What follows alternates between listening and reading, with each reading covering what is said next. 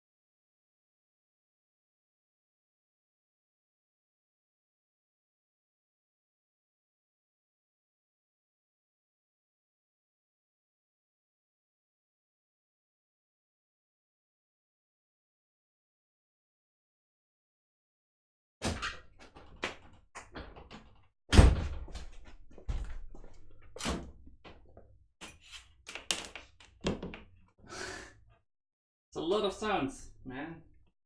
So now the audio gets captured by my headphones. Display.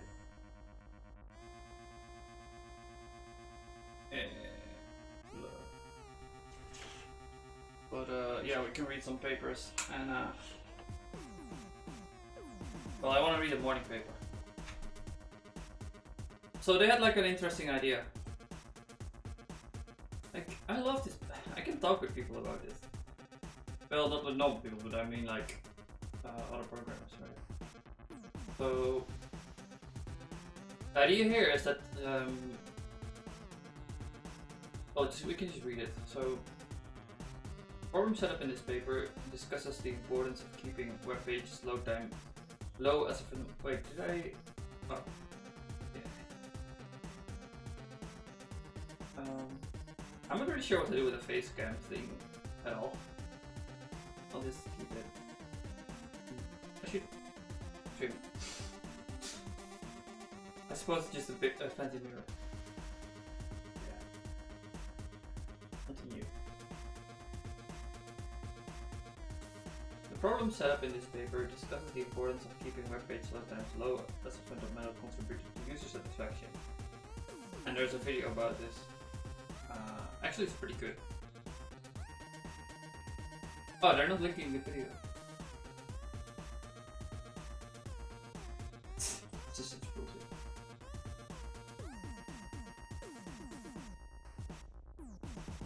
Yeah, but you want to keep your load time really fucking low, and 1.2 seconds is still pretty slow. Like, it matters so much. And actually, we're gonna work on this in the Raster project. And I'm like looking forward to this because it's gonna be server-side rendering for Reflex. And I've already dabbled with a bit for a bit, but now we're gonna do some more complicated stuff. We actually need to change some system level stuff too. Because currently I'm just serving static web pages, but it's gonna be dynamic, right? I'm just like doing the pre-rendering as a static executable.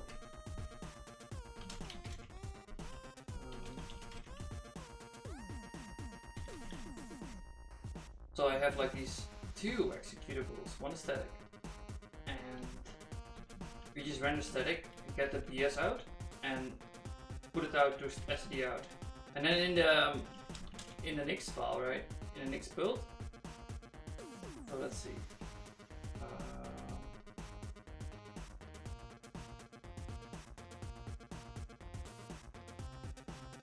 Web service? Maybe it's a script. Maybe it's a builder. Yeah, it's a builder. We use static just to make it a web page.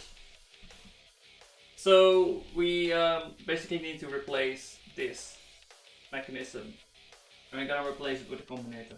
I made a combinator for this.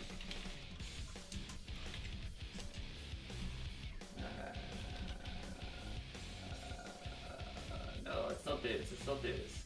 What is it?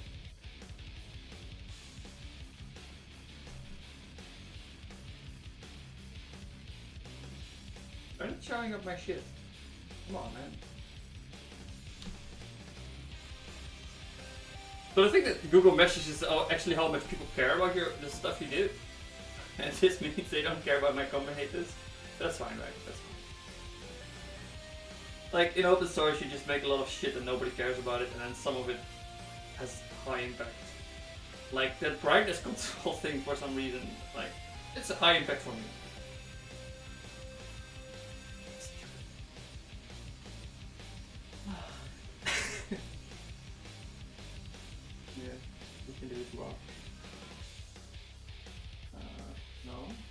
This thing. That's a really nice name. Why don't I star my own stuff? No, it doesn't deserve stars. I'm not gonna help it. I just wanna, like, throw it out there. Did I put this on package?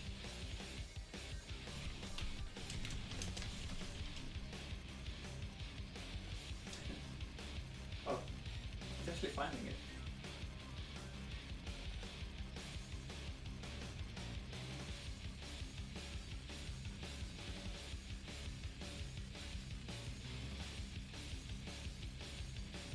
What?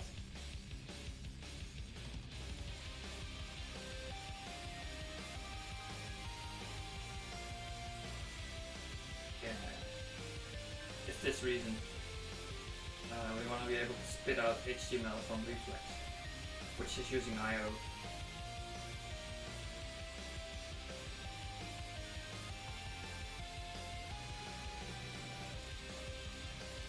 So you can just return a byte string and it will make HTML, like the MIME type of it. But we gotta do that for root. Actually, this may not be hard at all. The other thing that we need to fix then is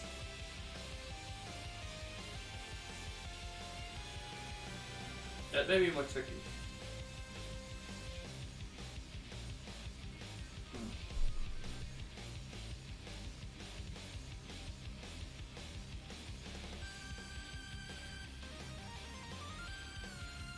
Yeah, we need to make two. Well, we need to make the JavaScript clever about how it does loading, because otherwise it will just first switch back to the root page, to this thing, and then go to the pre-rendered stuff. So it will do it twice. So it needs to kind of detect it or something somehow. That's the other issue. Like, it needs to be able to know immediately what to put on the screen. And at the moment, there is no real way of doing that I'm aware of. Maybe we can put stuff like JSON content in the body or something.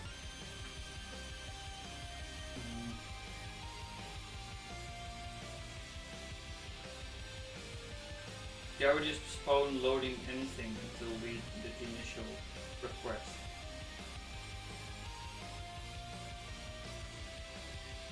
Later.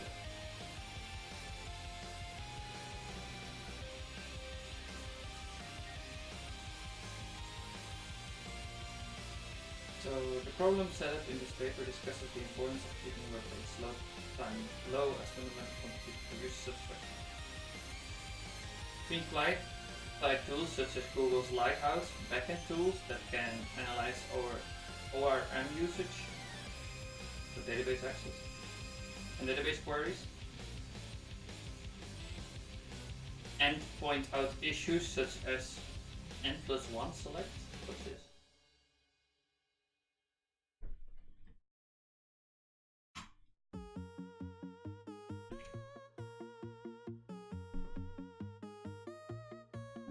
N+1 select.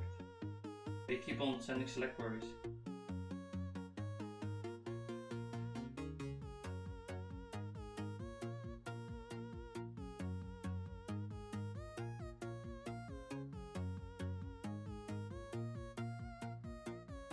Yeah, it doesn't join.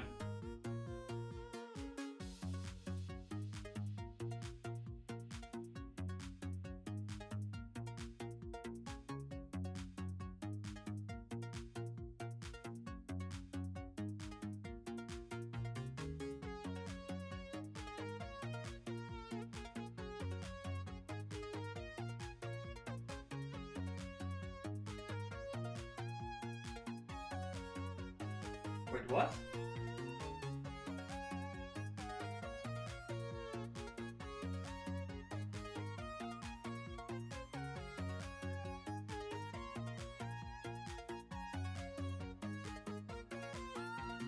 Let's say you have a collection of car objects, database rows, and each car has a collection of wheel objects, also rows. In other words, car to wheel is a one-to-many relationship. So why did you fucking join then? Beam fixes this, I believe. Yeah. Let's have a quick look.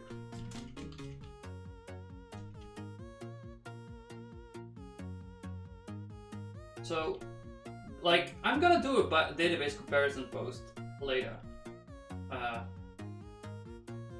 Because I put the template or the type level shit on hold for now, maybe I'll actually write that sooner. Because I'm just having a hard time figuring it out, and yeah. I'm not enjoying it anymore, so maybe it's just time to take a little break of that and do some other stuff like database. I'm always interested in database stuff, right? For some reason. Let's see if we can find a good one.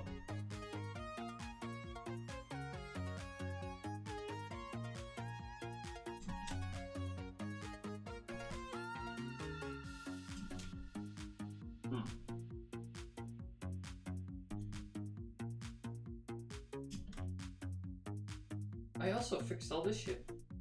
Cool. I wanna have a good one. It's probably PG then. Right. So you can make these expressions. And the type is kind of complicated, so I just got rid of it. Partial type signatures for the win, man.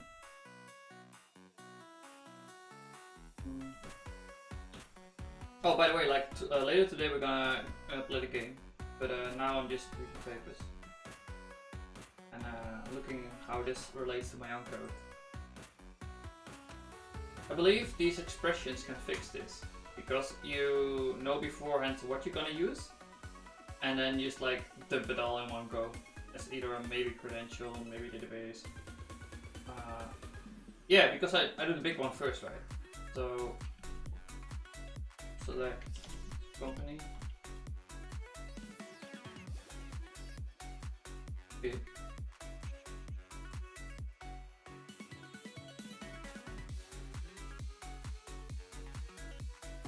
Select credential expression. Maybe credential. It contains the company, right? So it's already done the joining part. I think this is built around the big one, right?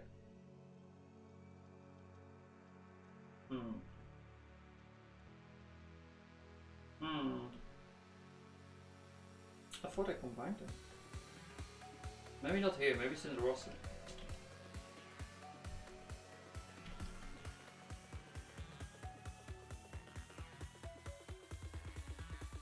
Yeah. But the same thing to do is just get both.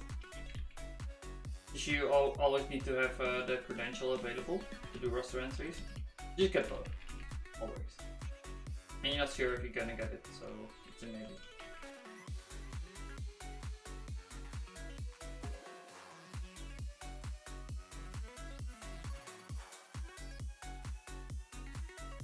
I was thinking this is also a monad. Maybe we should use like a maybe T.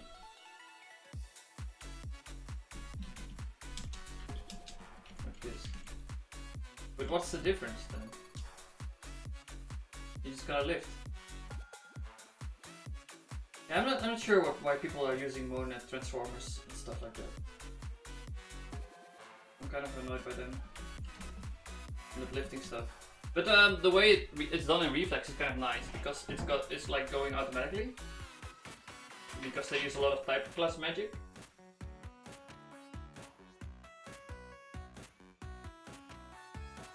But then you end up with fucking around with types again, right? And it just takes so much time. And I don't think it's that advantageous to do this kind of stuff in MTL style. Like this works for me, it's fine. So, and actually, I just read the other blog post today, Haskell. In Haskell. Experience report. And they say the exact same thing. Well, I don't know why they jumped to the cons. So yeah, the advantage of doing Haskell is you get hiring advantage.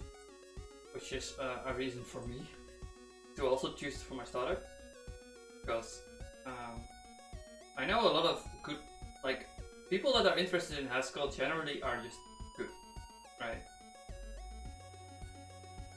And you don't gonna get it with Python because people learn Python to get a job, and you don't want to get someone who just wants to get a job. You want to have someone that's ambitious and wants to get good.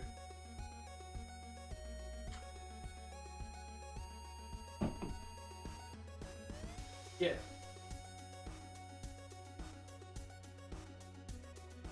Library quality is also a big one. Just Haskell forces you to be good. I believe like the language has a big impact on this too. They don't mention it here. Which have well documented behaviors. I don't know, yeah, well it's like in types, right? Because of the flexibility of the type system, the libraries Haskell tend to be much more modular. For example, the database pooling library that is used for Postgres SQL connection can also be used for Redis connection. Yeah, right. That's a good point. Let's see, do I still have the thing open? Oh, this is 8.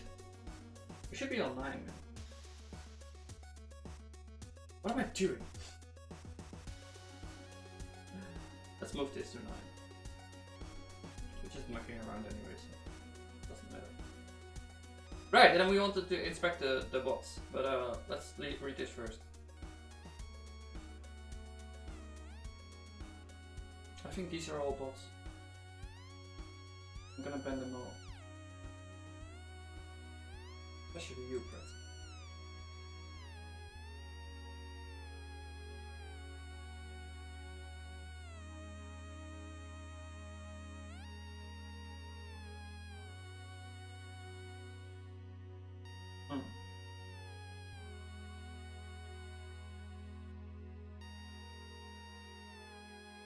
User take.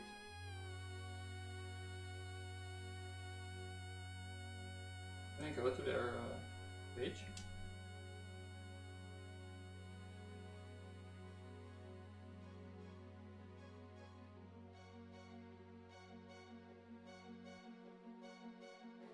So you're a robot. What's the point of them?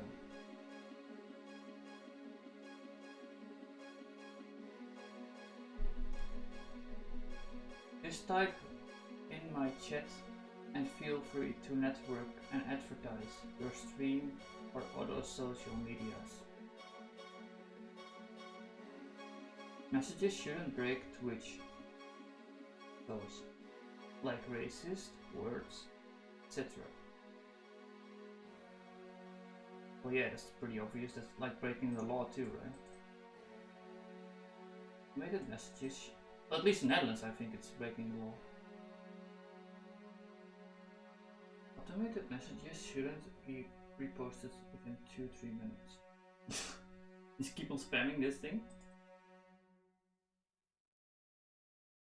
Nobody's watching this, right? Hey baby, I'm reading blog post about, well, I was reading this one and just got distracted. So, yeah, the and the information provided by your favorite APM1 point out issues such as N+1 select, and the information provided by your favorite APM. What is this?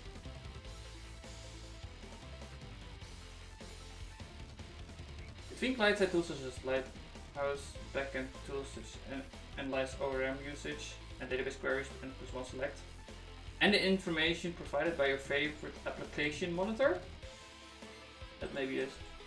I was initially wondering what the ground there was left to tread, though I was pleasantly surprised when it turned out the authors were looking at the platform in a different way than most approaches.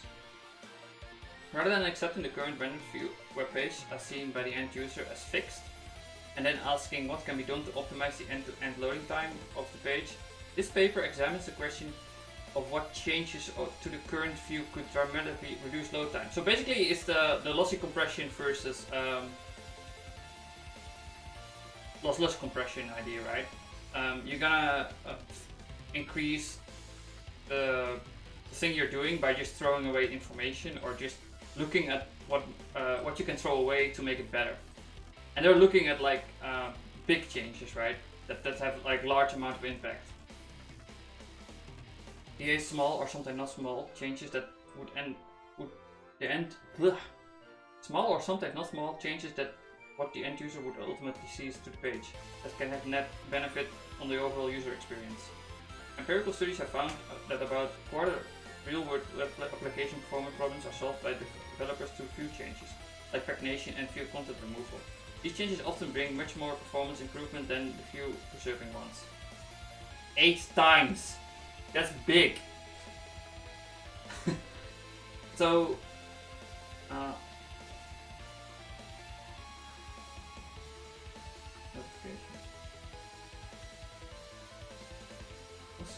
great. That's the gamification stuff of Twitch. Nice, man. Yeah. So currently my loading time is like 6 seconds, and 8 times improvement would be like 0.5 seconds, right, or something. 0.7. That's massive. But I only help. You get this thing, and you have the video. It's amazing. It's robot voice. Robot voice.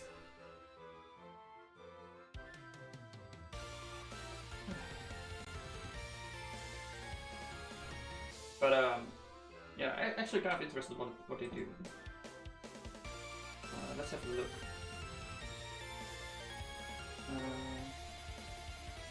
Pretzel. How to use Panorama, which is published on International Conference on Software Engineering in 2019. Before using it, you need to prepare several materials. Firstly, open RubyMine with installed Panorama RubyMine plugin. Secondly, start writing your Rails applications. Last, download Panorama command line tool source code. Load your original web page in the browser. Start the Panorama plugin in RubyMine. What is this, Go to Eclipse? the command line and start analyze the corresponding controller and action. Here, we analyze the index action of blog's controller. I don't get why they In the just browser, don't like have a the eventual voiceover. page will be You could hire an automatically actor or reloaded something. with heat map showing the performance cost under two modes. Oh, cool. One is real-time cost, the other is relative complexity. By clicking the tag, the design options will pop up. To make them disappear, you So this is just only for Ruby? That's unfortunate. I was hoping it was some kind of JavaScript stuff you can jam on any page, but need to click it again. Now we choose the pagination opportunity for the users list. In the RubyMine editor, the so this is a pretty patches will automatically it's only for pop Ruby up. though? That sucks. To accept the patch, you Press need it to and click send the custom Panorama component accept of or the not web page. option, and Make choose content yes straight up. after accepting the patches. The page with new design will be automatically reloaded with the IDE new version. map Why in do the you- browser. In Why the would you RubyMine be so editor, ambitious you about can having a find that different the source IDE but code not is support multiple refactored. languages?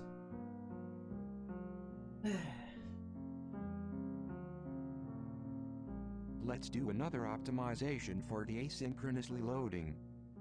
It's horrible. Okay, let's read the paper. Or let's read the morning paper stuff instead. Panorama helps developers understand the cost contribution of different elements in a rendered view. Suggested view changes that have music too.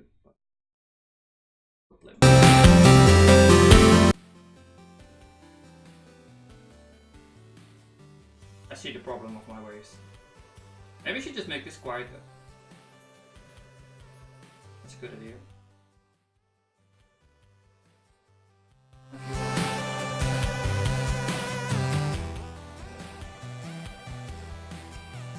Still seems loud.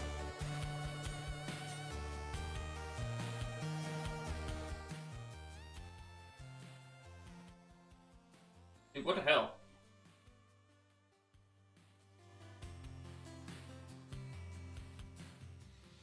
Okay, this seems okay. I just like kind of compare it with my own voice, right? Should be like 10%.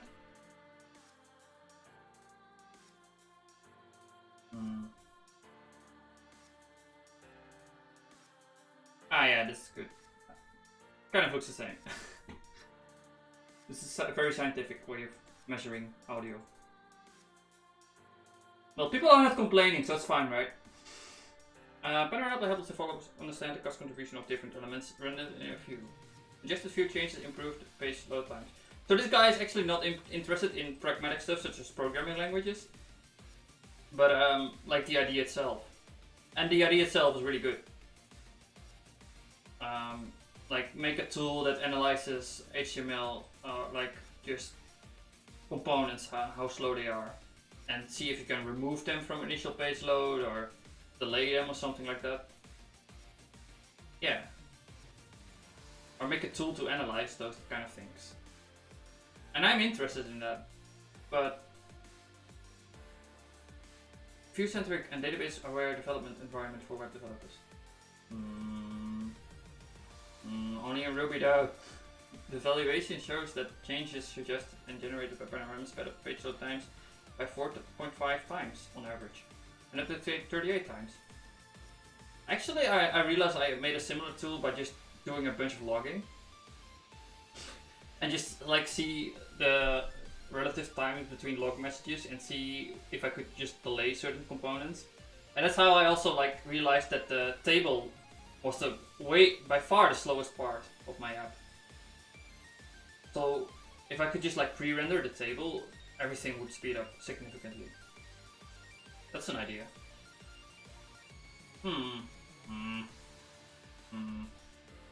Yeah, but pre-rendering a table will be hard. I wonder if I can just pre-render parts. Oh well. A good reminder that the highest leverage performance optimizations are often to be found in the design space as opposed to the implementation space. Yeah.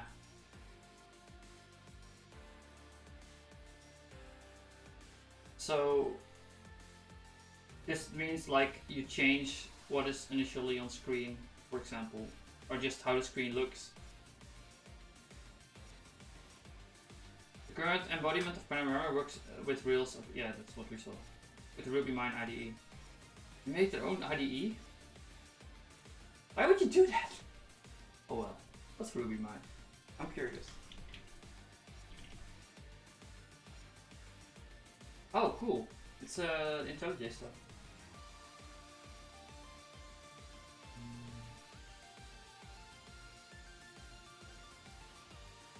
I really like the IntelliJ IDEs. I'm never using them. It has three main elements. An interface visually highlights the data processing cost of the web page in the render view. It allows you to develop, explore, view, change, refactorings. An estimation that provides the data feeding its view. And an optimizer that generates patches implementing view change refactoring. They have a drag and drop thing? Wow. I don't trust them. I remember kind of liking it back when I did C#, when I was like 18 or something, 10 years ago. Parts of the page are color-coded heat map style to indicate how costly they were to generate. Right-clicking on the HTML tag in the browser opens up a context menu with a list of suggested refactorings for that element. Suggestion is chosen, Panorama will communicate with RubyMine editor. The app is assumed to be running on localhost. They don't like sockets? Display a suggested code patch for the review.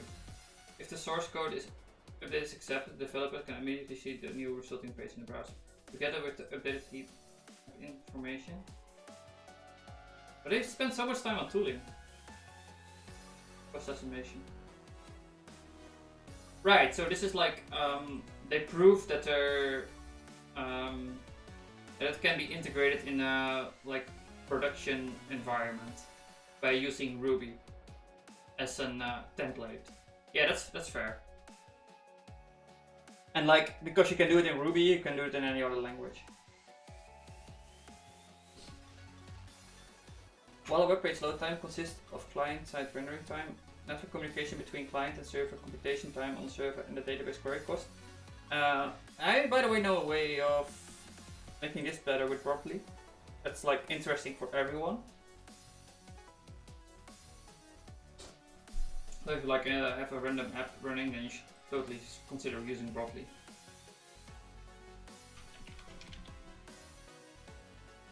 It's a Google thing, and it's all the browsers supported, by the way. It's really easy to set up with Nix too. In my experience, server-side view rendering time can also be surprisingly significant in web applications. Yeah, that's true. That's why I don't do that right now. But it should be fairly fast in Haskell. Because Haskell is like native code instead of Ruby stuff, which is interpreted.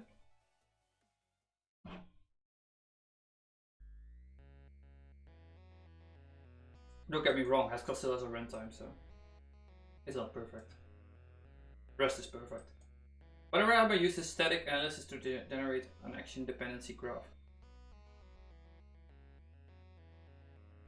How? What? In Ruby? Wait, what? Static analysis. So they look at the source code and then figure out what happens after what. That's amazing. Which connects code in views and helpers? Question mark? I don't know what a helper is in Ruby, but I suppose this is something you see on screen. Oh, helpers are like they are parts of a view, and you can like, it's the way to compose stuff in Ruby or in views, in the MVC stuff maybe. Yeah, I used them in CakePHP, best language, right? PHP. And controller actions to the underlying active record calls they generate. Why am I having so much static? Ah, good. That's bad. The application is also instrumented to ensure every HTML tag has a unique ID if it didn't originally. That's nice. I also do like loops and stuff.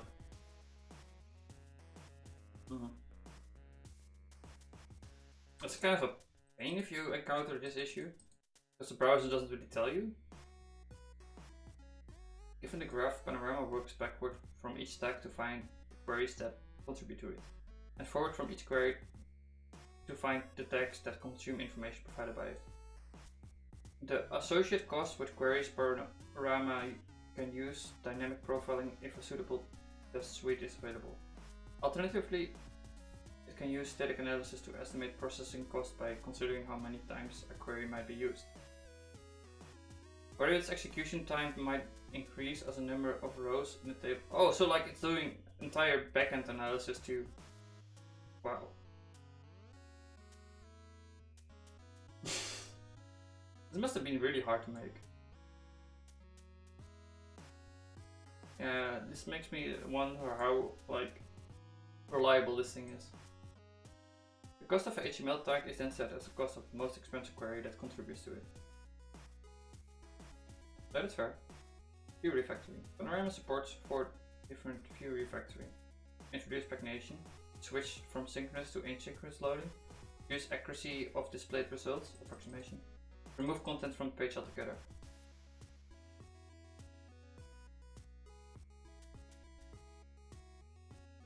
That's a good solution. Pagination is suggested refactoring wherever there are loops iterating over an unbounded query, and each loop iteration leads to some rendered content. The generated refactoring uses well-known RubyGem. Well, this is kind of obvious, right? Like, if you have an unbounded query, you should probably use pagination. So, switch from synchronous to asynchronous loading. Oh.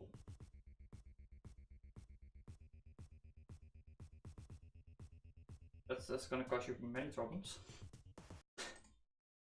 That can cause you many problems. May also not. Asynchronous loading can be used to pull and supplement content after the main page has rendered it. It generally only makes sense for the slowest elements on the page. I actually do this. I do this in my app. So if you go to front end, because Reflex makes it really easy to do that kind of stuff, I have postponed. And I just ask for the ready event, and after the ready event I start rendering some other stuff. And this, I think this saves me like a second or something. And this is mostly stuff that's not visible on the initial page load, so we don't really care about it once the user has opened and finished loading page. We can just do it after, and this just saves time. And by the way, it's also gonna help with like pre-rendering, because then we don't need to pre-render that stuff, so it saves cycles on the server too, maybe. If I can figure out how that works, which I may not. We'll figure it out. I think it can. I believe. Like type level translations. I'm gonna figure it out too, but later. Asynchronous loading can be used to pull and supplement the content after the main page has rendered. It generally only makes sense. Did I already read this? Yeah.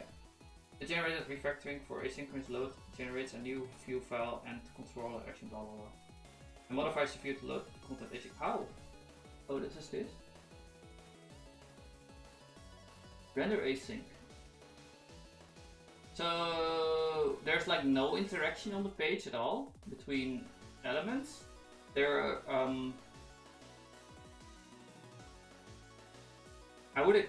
like the views are just views. So you can do this. It's like commutative. That makes no sense. There's like a property name, I don't know. Anyway. Accuracy reduction is perhaps a little less obvious. Here Panorama looks for aggregation queries whose results are displayed as numeric values on web pages. As an example, in Redmine, the index page shows the count of the number of issues assigned to and reported by the user. When a user is involved in hundreds of issues, the resulting queries can take more than 1 second. Pricing hundreds is not a big number. You're doing the count in database, right? Right? The proposed UI change in a situation like this is to pick up some limit value n, and then have the UI show the exact count when there are up to n members, and a text more than n when there are potential. That's clever. So you're just executing that query, and then once you reach that number, you just say like, oh yeah, it's more than that. And then you don't need to count anymore. Content removal is kind of obvious.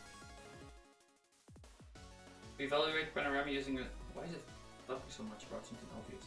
Evaluate Panorama using a suite of 12 open source Ruby on Rails applications, including 2 most popular Ruby on Rails applications. 6 major categories of web applications on GitHub. They have all been actively developed for years. Oh, it's actually like battle hardened then. With hundreds to tens of hundreds, thousands? Code commits. Maybe this is bigger. Tens of hundreds. That's the thing.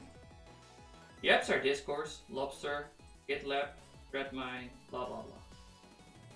Panorama Static Analysis identified 149 performance enhancing opportunities across these 12 web apps shown in the table below. Okay, good for you. Yeah, that's just results. Okay, that's boring. Yeah.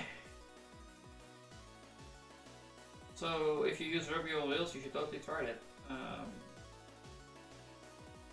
Yeah, I was considering this blog post too. So they're talking about how they use Haskell in their company and what their experience with it is.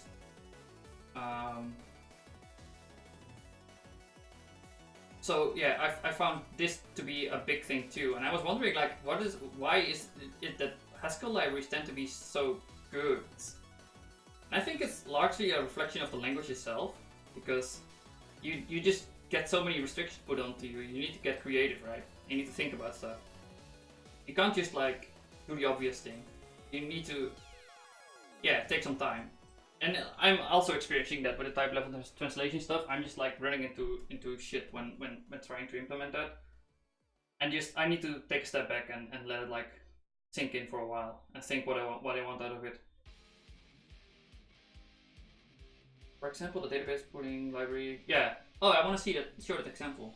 There's this library, resource pool. They call it a database pooling library, but it's not. Haskell. It's just like a generic resource pool thing, and it's so simple, right? It's like one module, data.pool, and the only thing you have is like a create pool function, and you get out a pool, and the other thing is with resource. That's all you're gonna use out of this. So it's these two functions, and it basically abstracts over any kind of pooling you want to do. So if you have any multi-threaded environment, such as Servant or Warp. That's not Y, it's Warp though. And Warp is the web server. This thing uses coroutines, so it's not really multi-threaded, but it's like application multi-threaded kind of way. Coroutines. Coroutines are fun. Oh, we diving deep just by analyzing this one library. And what you do is like you put stuff on hold, and then you can ask it again for it later. Oh wow. Well, it's like a. Well, I know it from the Python one, so I actually saw him talk about this. There's also an implementation for Haskell apparently. Oh, like there's some source code, nice. So what you do is you postpone it, put it in a lookup map, and then whenever it calls yield, you go back to it. That's a really bad explanation. But this is a thing, so, and it allows you to do multiple threads on the same thread, basically. So it's like doing manual threading, if that makes sense. But what it allows you to do is create much denser, a amount, like you have in the operating system you have a limited amount of threads you can do, and by using coroutines you can basically increase the amount you have. So every REST or every web application that uses Warp is also using coroutines, so you have to use this stuff. But it's trivial to use, which is nice because you just get out the resource, which would be a database connection or I also made this for email, so you can have like SMTP connections in this, which is cool. So that's what they're talking about here.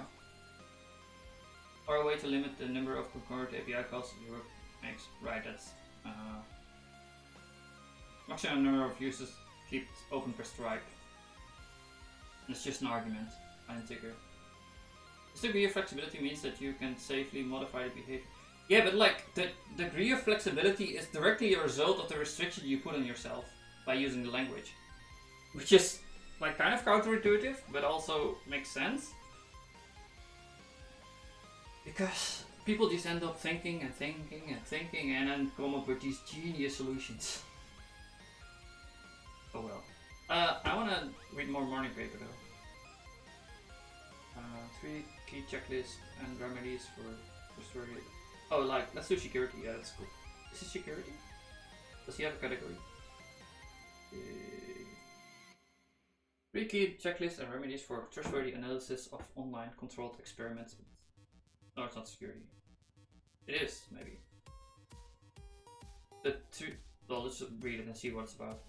3 key checklists and remedies for trustworthy analysis of online controlled experiments. Fabian? Is this guy Dutch?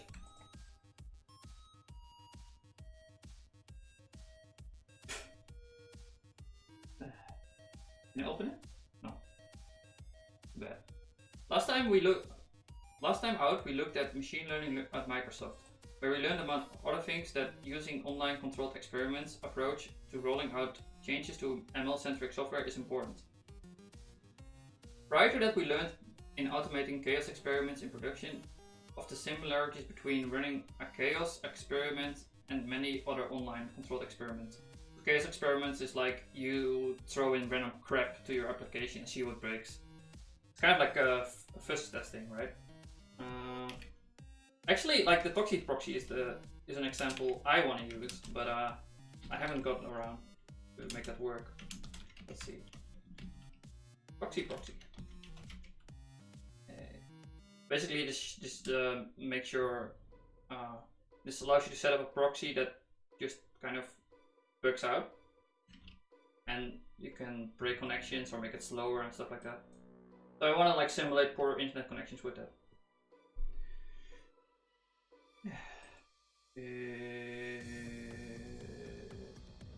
Of similarities between running a chaos experiment and many other online controlled experiments. And going further back on the morning paper, we looked at model for evolving online controlled experiment capabilities within an organization. Today's paper we chose builds on that by distilling a wisdom collected from Microsoft, Airbnb, Snap, Skyscraper, blah blah blah. Okay. Online controlled experiment OCs are becoming standard when operating procedure in data-driven software companies. When executed and analyzed correctly, OCs deliver many benefits. The challenge with OCs, though, is we've seen before, is that they're really tricky to get right. When the output of these experiments is guiding product direction, that can be a problem. It's always a problem, it's not like regardless of this, but whatever. Like if you just have an experiment that gives you wrong results, it's because you're doing it wrong. That's always a problem, right? Despite the great power in identifying what consumers actually value, experimentation is very sensitive to data loss, skip checks, wrong designs, and many other hiccups in the analysis process. Bad data can actively worse than no data. Well, I would say that any observation is better than no observation. Like at least with bad data, you know that your experiments are bad. Making practitioners blinded with pseudoscience. That's not pseudoscience, like you assume it wrong. Well, the act of doing it wrong may be pseudoscience, but like you may be doing it wrong by mistake, which is not really pseudoscience.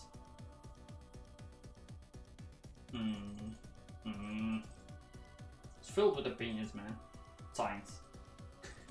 That's what people don't get. Like, people are just arguing with each other with it in a fancy way in science. Like, we're using arguments and like having a little bit of evidence for them, and then using lots of arguments to convince people. And that's science. The checklists in this paper are designed to help you avoid those pitfalls and maximize your chances of success. Blah blah blah. Once the experimentation culture embeds itself with a team, then a continuous cycle of experimentation emerges. What's an experimentation culture? Just fucking around?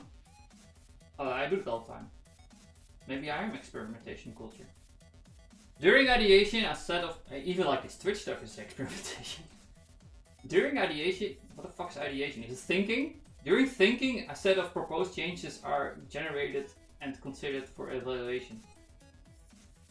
The chosen ideas are transformed into experiments which are first designed and then executed. Once the experiment is over, an analysis and learning phase examines and interprets the results.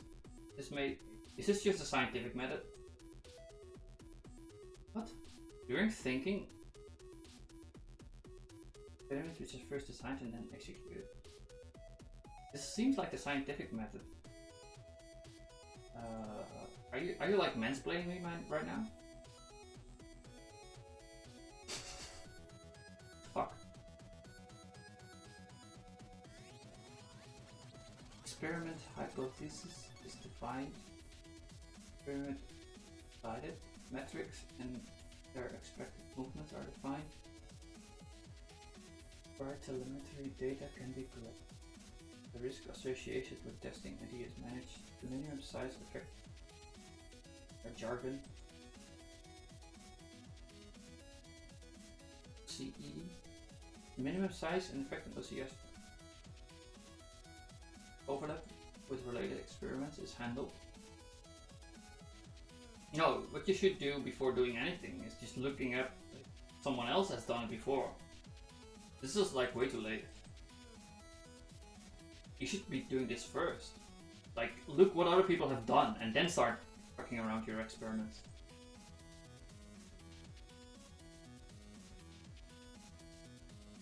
Like, I've done experiments also, and it turned out that other people also did them before me, and I just wasted a bunch of time because I was an idiot. I thought I was clever, but I'm not. Criteria for editing and shutdown are configured. Experiment owners for contacts are known. Randomization quality is sufficient. Seems quality specific.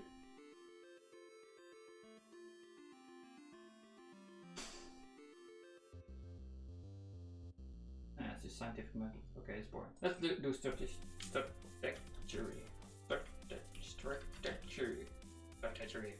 I love this one. So this is a business. No, it's like business strategy. And the thing about business strategy is that it doesn't really care about how to do details, right? It only cares about the big shit. Like how do companies get rich, and why do they get rich, and how does it work and intertwines with other shit. And this guy has like made his own little theory about why this is the case. In 2015 apparently. Oh, he had like this epiphany for this. It's actually kind of fun, this one. I mean fun. It's a theory. But it's interesting. Because like what he does is he combines Airbnb, Netflix, Facebook, Google, all those kind of big ass companies, and he figures out why they get so big. Yeah. Let's read this. Or this. Let me read this again. So the last several articles on strategy have formed an intentional series. Airbnb at the Internet Revolution described how Airbnb sharing economy. This is also like such a propaganda term, but whatever. Sharing economy. Makes no sense, man. You don't share. You're just selling in another way. I've commoditized trust. Right, that's a big one though. Enabling a new business model based on aggregating resources and managing customer relationships. Netflix and the conservation of attractive profits placed this commoditization aggregation concept into Clay Christen's conservation of attractive profits framework, which states that profits are earned by the integrated provider in a value chain, and that profits shift. So there's a lot of jargon in this blog, and what I did when I first started reading this stuff is I just looked up all the jargon and tried to figure out what it meant, because it's basically business speak, but they have meaning, right? These words. Integrated provider in a value chain. Okay, let's look up a value chain. Well, it's kind of obvious, right? Not through these diagrams, they're horrible. What the fuck? So basically what they mean with a value chain is like you have this chain of people that do stuff to a product, and then they add a little bit of value on top of it, and then they sell it with a profit on top of that, right? So you get this chain of things that are interacting with each other. And what Netflix is doing is like they make sure they have a bunch of content and then provide it to consumers, and then the consumers pay them directly. But because they can keep on reusing this content, they can pay a much higher price for that stuff. Because they can't keep on using it, even though there may be new consumers that haven't watched it and stuff like that. So they're building like their own backlog of things to reuse. I like Twitch. Twitch is like, different. Way different. But it's also like doing aggregation maybe. I think it's doing it. Because like you have these, so you have the producers, which are streamers, and you have consumers, which are just people that are watching, but they're kind of interchangeable too. And then like the producers can also earn money by getting big. And Twitch is actually like really trying to help people to get big. They have even an entire gamification system in it. It's really cool. Well, it's not cool. It's like it freaks the fuck. Like it makes me kind of scared of it, but also. Ik heb echt zin om weer een keer Zelda te spelen ook, joh. I hate that, by the way. That it's such autoplaying. Let's see. Let's look at gamification. Yeah. I have it. Achievements. I got stuff done, man. So like you just get these little achievements and like a little pat on the back. Oh, you're doing good. You're getting better, man. Stuff started, and then like happy.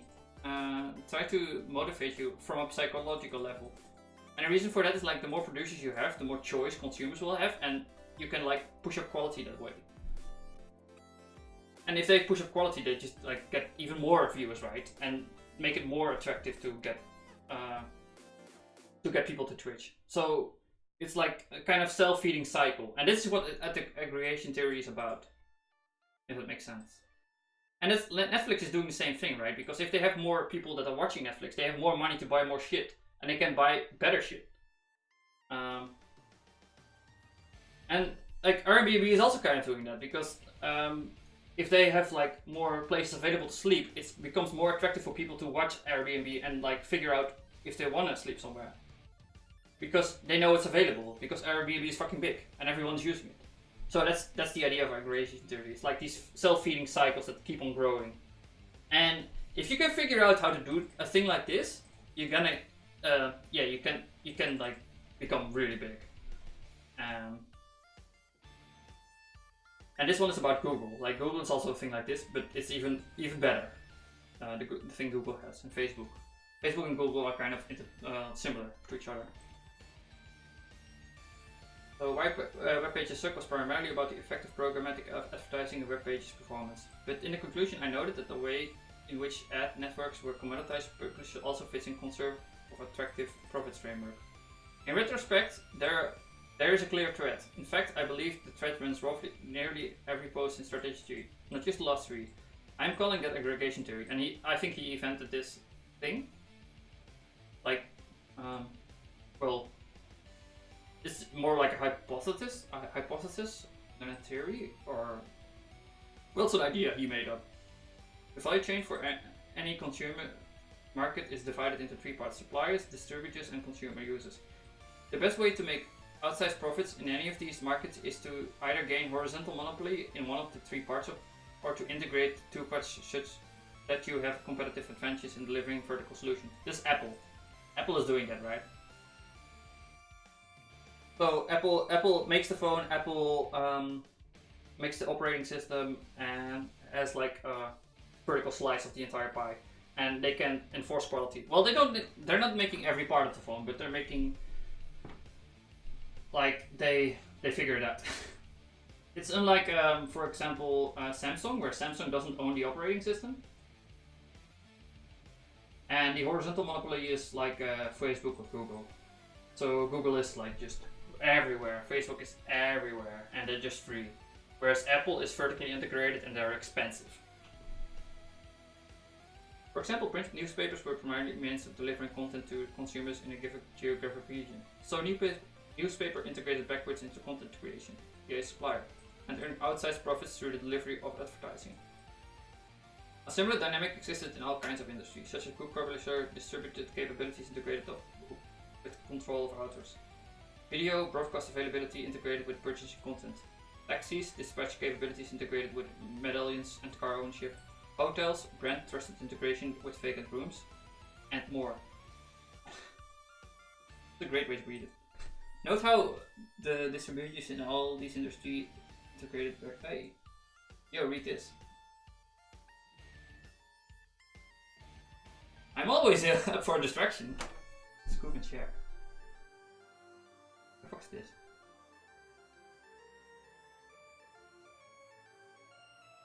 Scoop and share.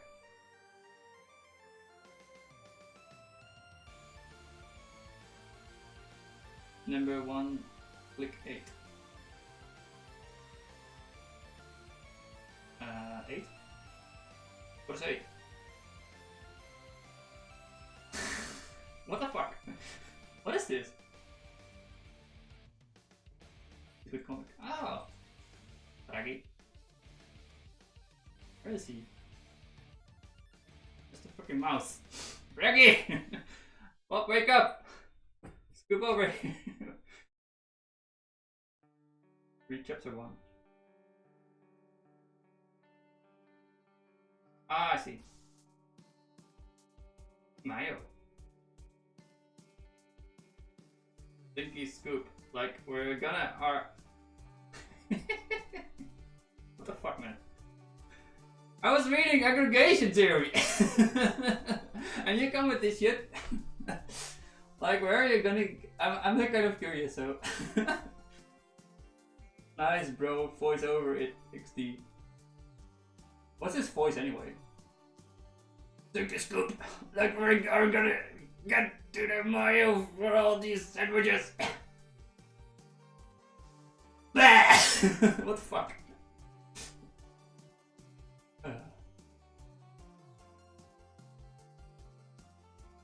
Now that the disturbers are... I have no idea what the fuck that is, man. Like, I've never watched Scooby-Doo. I like the dogs.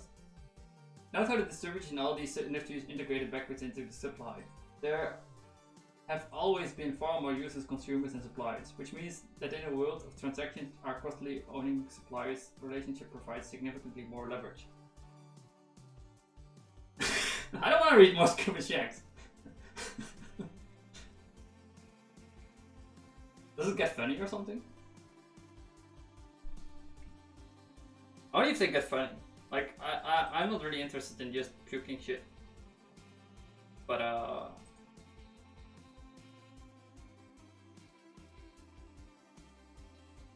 like, it's like the scoop. Oh, I know, he has like this pathetic voice, right? Like Zonka Scoop. Well, like what do you want, Scoopy Snack? Rug of Raggy? What the fuck? I don't even know what. Oh. Red Rocket. It gives you knowledge for college. Yeah, he's Red Rocket, right? This is not knowledge for college, man. This is just random knowledge. Or whatever. He's Shaggy. The fundamental disruption of the internet has been turned into this dynamic on its head.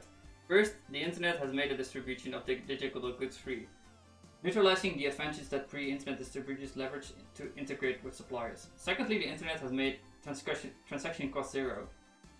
I'll back you and ready for 200 IQ knowledge? You can't even back me, man. I'm not even doing this for money, so I don't care. Do whatever you want, man. Secondly, the internet has made transaction cost zero, making it a viable distributor to integrate forward with end users and consumers at scale. Pre-internet, like we had these lines, and getting stuff to people was hard because we didn't have like connected computers, and now. Wait, what the?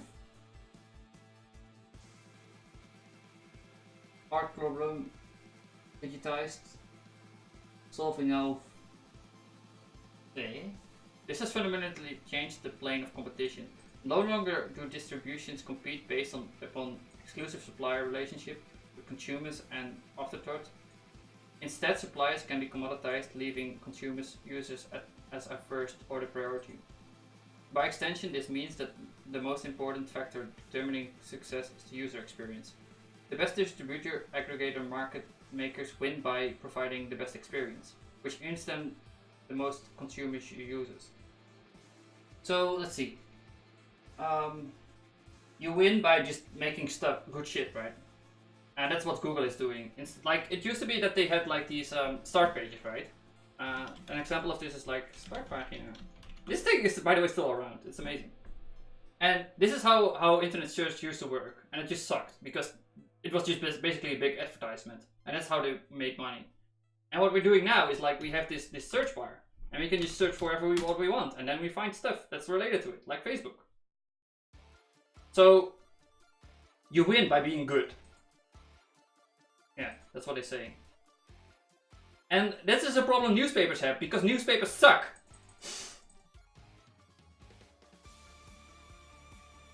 The best distributor market managers win by providing the best experience, which earns them the consumer users, which attracts more suppliers, which enhances user experience in a virtuous cycle. So yeah, like Google gets better by getting more content. Like you're training it, right? If you search, for example, for ponies, and if I click this link, pony, then Google knows I'm clicking this link because if I copy the URL. It's not going to that website, it's going to Google, and Google will record this, that you click this link. So you're training that this search query should be this result. You're basically training Google by searching in Google. Which is cool, Like, you're Google's customer, but you're also like Google's teacher, if that makes sense. And this is what something like Bing doesn't even do. This feedback. The result is the shift in value predicted by the conservation of attractive profits. Previous incumbents such as newspapers, book publishers, network taxi companies, hoteliers, all of whom have practiced lose value in the favor of aggregators who aggregate modularized suppliers, which they don't pay for. To consumer users, which they have a relationship with skill. For example, Google. Previously, publisher integrated publications and articles. Google modularized individual pages and articles, making them directly accessible via search. Right? So previously, you had publishers that published like books, or you had newspapers that had these bundles of articles, and the way they made money was just through distribution. And now Google is like, okay, you can find anything you want. You don't need to have a menu on your website, by the way. You can just like do whatever and make it indexable by Google, and everything will work out. It's fine. Previously, publishers integrated content And advertisement. Facebook modularized advertisement by allowing advertisers to target customers directly, not via proxy. Like Google and Facebook are kind of similar. But yeah. Let's see, it's 1 o'clock.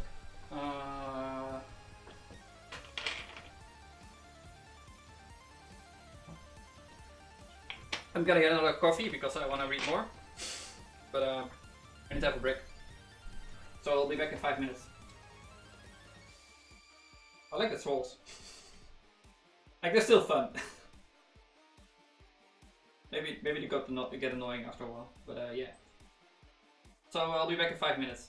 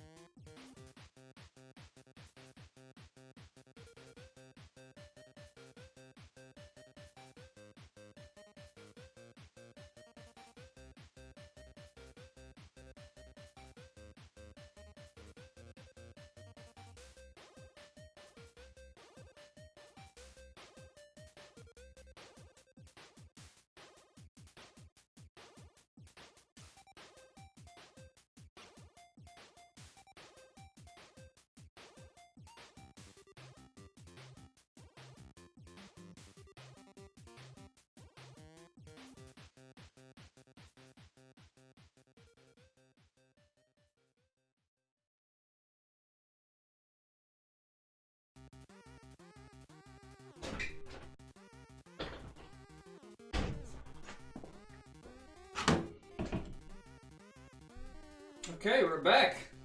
Let's see. Hex screen, man. What am I doing? I'm reading this. I got kind of bored by aggregation theory, so I wanted to quit. But yeah, it's a fun theory. But I wanted to read about recent stuff. Because this is basically a news blog, except it's better because this guy has a better value chain. Anyway. Oh, fuck. So, next two philosophies highlighted how Facebook and Google want to do things for you. Microsoft and Apple were about helping you to do things better. So Facebook and Google want to do things for you. I don't want to read this. Discuss the relation. The roadmap discussed the relations between network effects and supplier differentiation. The more network effects were initialized by the more supplies that were commoditized. And the more the network effects were externalized, the more supplies were differentiated. What?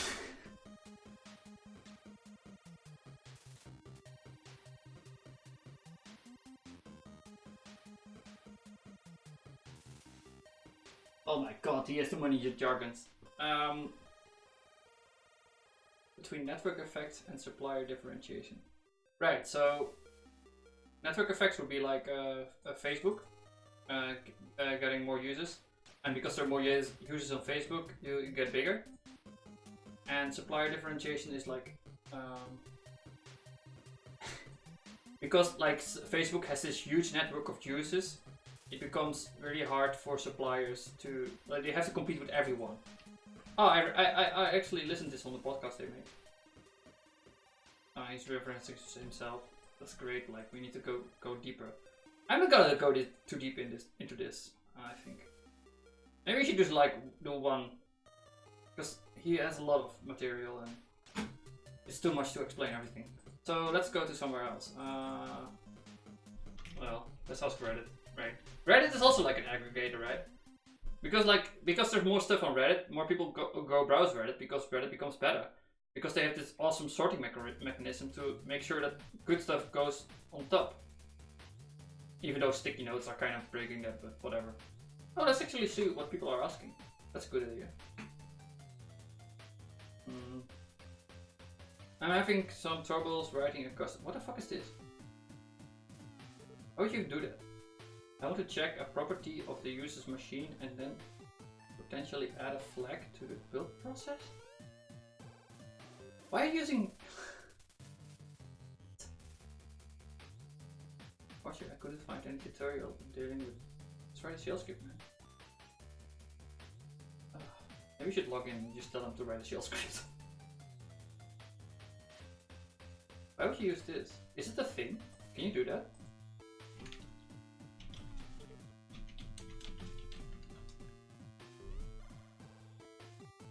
But like... You shouldn't want to change compilation based on the user configuration, right? You want to make sure it's always the same.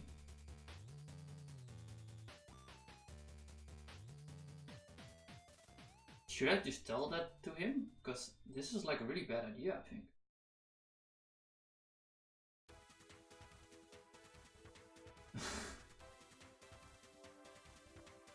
What does it even do?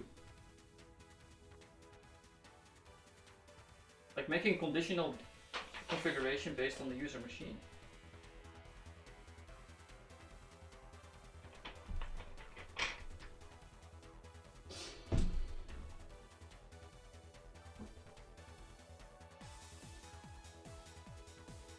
Yeah, don't do that. Don't do this, guys.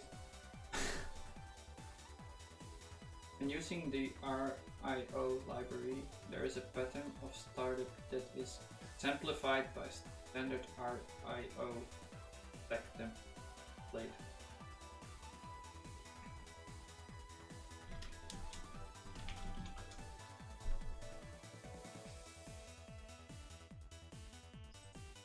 Trio.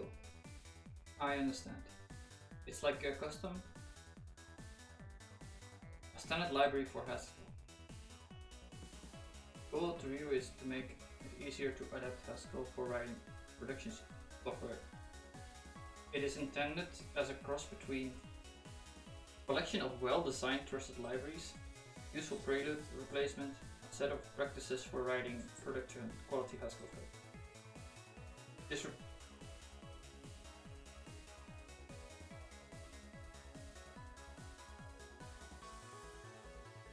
Why? Is this re-exports or something?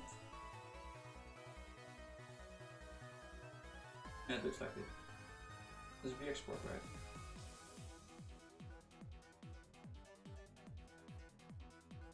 It's adding like a layer of indirection to your packages.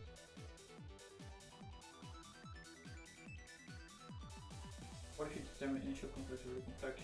You have to load some config files and do some calculations in those. There might be an error during the phase, say config files missing.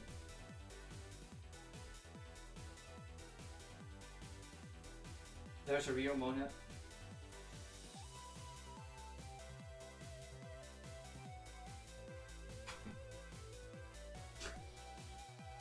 What the fuck? What is this?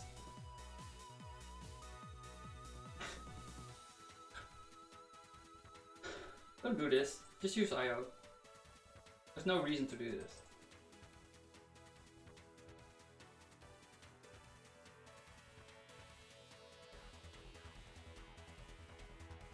If you're using IO anyway, why would you even bother?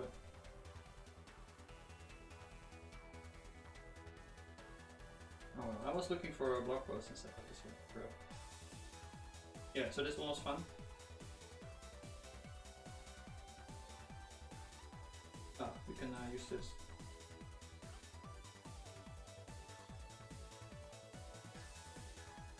Pascal and GHC primitive operations.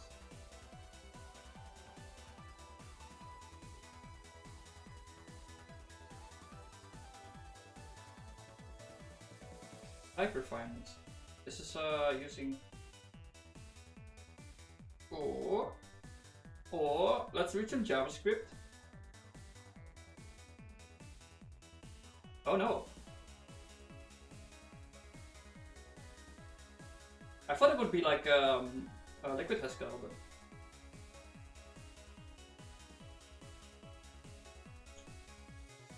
yeah. So at 2 o'clock I'm gonna play the game Caves of Quip. But let's read this first. About a month ago, I gave a talk about refined types at the React Meet. Refined types at the React Meet. Like, why are you doing this, man? Needless to say, it was. I actually like his layout. It's really clean. I think it's Sunshine or something.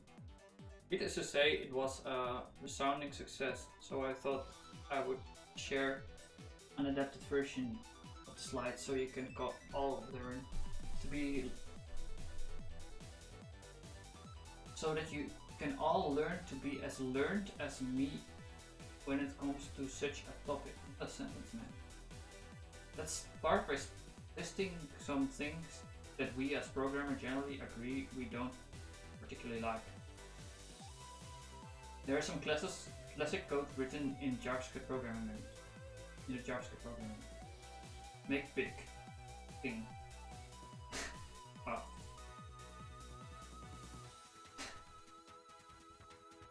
At a casual glance, it appears it would be some rather convoluted code to make a string uppercase. Therefore, this seems more fine. This seems fine.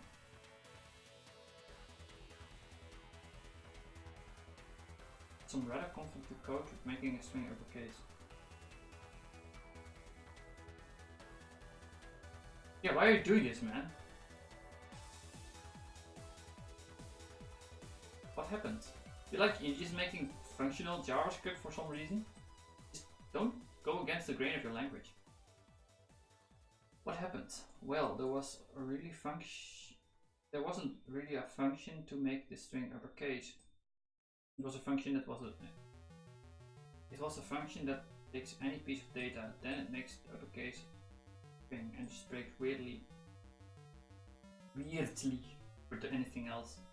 Another thing we don't really like doing as programmers is overly defensive code around user input. So if you start a programming involved more than sprinkling of PHP, then you'll use starting your functions with manual type checking gen. Function print name. Is this PHP? I thought it was JavaScript. Nah, they all look the same. Name and name length bigger than 0. Type of name is equal to string. Your name. No name. Why?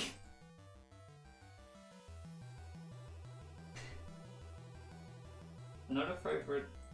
So he's just Defense Against the Dark Arts. Another favorite thing is manually checking the values, basically. But he's reducing everything to the same type. Bad. How far does something like TypeScript get us? Oh, he has TypeScript, that's nice. So we can change our weird uppercasing function, makeBig, to only make a string like we intended. We'll give it a smash. Excellent stuff. Yeah, it's still the same, right? You didn't even do anything, you just added the type signature. Like, you're just restricting yourself. Why are you restricting yourself, man? Let the types be free. And now if we try and do something well, type stupidity, our code doesn't even compile. Why are you compiling? It's JavaScript. Argument of type 6 is not assignable. Oh, it's 6! It's 12! What about potentially malformed user input? This is a Wild West cowboy JavaScript.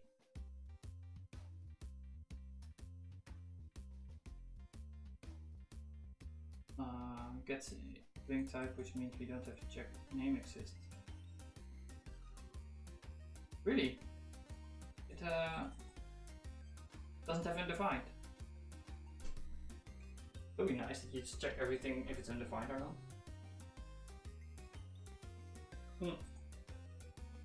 Oh, I did the thing. Good. I thought I forgot Seika again, but that's fine. What about the classic divide by zero problem? What can basic types give us here? Give us here. B is equal to 0. Is none. Is none. Then return 0. Number. Okay, cool. So you're saying like, okay, you can reduce a bunch of comparison by just using types. Yes, I know. That's great, right? And you also like fixing because you don't need the unit tests anymore because you have types. Yes, types can reduce the amount of code you have, which is wonderful. Even in JavaScript. Actually, I didn't know it was this convenient. I thought TypeScript would be a pain to use, but enter refined types. Our refined types looks like this. Oh, now we're gonna do Haskell. Or is this also JavaScript? No, this is Haskell. So I thought they would go into what do you call it? Liquid Haskell. Actually, I want to fuck around with this for a bit. It looks really promising. So what you do is you just add predicates to your type signatures in comments, and then you have this like separate compiler kind of thing that just tells you if you do stuff wrong. It's even a more complicated build setup though. Yeah. So this is like just using logic, right? So actually this is not better than like this improvement is the best improvement because you're just reducing the amount of logic you have. But these kind of improvements, you still need to kind of write code, except in predicates. So this is not as good. Because you have just moved the logic to another level. Which is unfortunate. But yeah, in this case, like you just, let's say it's a number, and you just like lose these, which is really good.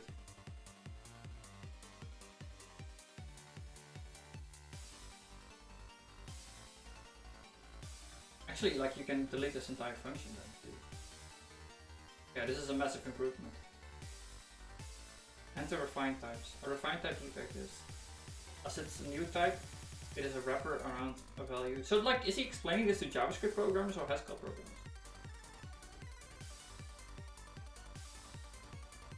Yeah, it's an isomorphism around the underlying type, right? And you're using a phantom thing for some reason. A phantom is not used in the other side. So it's just like a little label around your type. It's a wrapper type around a value that is used for type purposes as compile time, but then erased at runtime. Maybe erased at runtime. So when the program runs, you find this 100 as far as memory is concerned. I think they still need to do the. I'm not sure if it's always erased at runtime. There's like exceptions to that. Because you have these, what do you call it? Coercible. Like this mechanism is used to make that faster. But there are exceptions to this. Actually, Crucible has two parameters. class instances of the types A and B. If the compiler can infer that they have the same representation, right? This class does not have regular instances. Instead, they are created on the fly during type checking. Trying to manually declare an instance of Crucible is an error. Nevertheless, it's just baked in the compiler. You can't do this. Nevertheless, one can pretend that the following three kinds of instances exist. First, as a trivial base case. So if the same type, yeah, you're Crucible. Furthermore, so A is A, right? Same type. This means every type has a 2, by the way. So this is like, you can't even do this, I think. No, actually I did this, but you can't just declare any other instances then because problems with overlapping instances. For every type constructor, there is an instance that allows you to coerce under the type constructor. For example, let D be a polymorphic type constructor. A prototypical, I lied. For example, let D be a prototypical type constructor. Data or new type, right? With 3 type arguments, which have roles nominal, representational, representational phantom.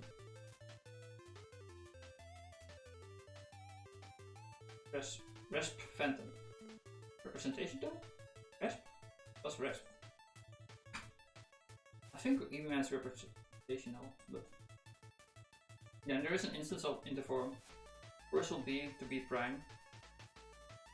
If you have a coercible B to B prime, then you also have a coercible D APC D APC prime. So this is the first one is nominal, and the second one is representational, and a phantom type for representational. So if you have B and B prime as coercible for these two, which is the representational one, then the nominal is also representational? I'm not sure.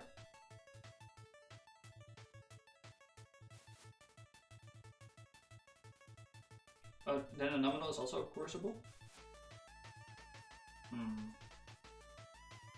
Note that the nominal type arguments are equal. The representational type arguments can differ, but we need to have a coercible instance themselves. The phantom type arguments can be changed arbitrarily. The third kind of instance exists for every new type T, like new type T, and comes in 2 variants, namely coercible A T, coercible A and T. What? The third kind of instance exists for every new type. Right, because it's an ISO. For every new type. I thought I had a way to break this stuff. This instance is only usable if the constructor make new type is in scope. Well, that's a big if.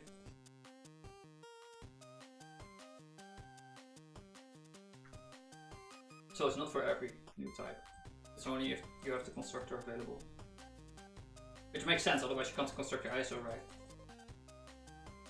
If a library author of a type constructor like set, if as a library author of a type constructor like set, you want to prevent the user of your module to write coerce set E, set NT, you need the role of set type parameters to be nominal by writing. So now you can't do the coercing stuff. Because the reason for this is you can change the, because set uses type classes to figure out how to build the tree of the set, right? Like it's a binary tree to figure out if things are unique, and it's using sorting. But if you have a new type, you can override this sorting mechanism. So what you really want to do is make sure your users can't coerce this, otherwise they muck up the constraints of the set, and you can get a runtime error. That's why I said like the thing they talked about here. As a new type is a wrapper around the value that's used for purposes at compile time, but this is a lie. It's also used at runtimes at certain cases where representational is not a thing. and that is the case in case of set, because you have certain instances that are required, and you're depending on it, on construction, and you want to make sure that it always is like that.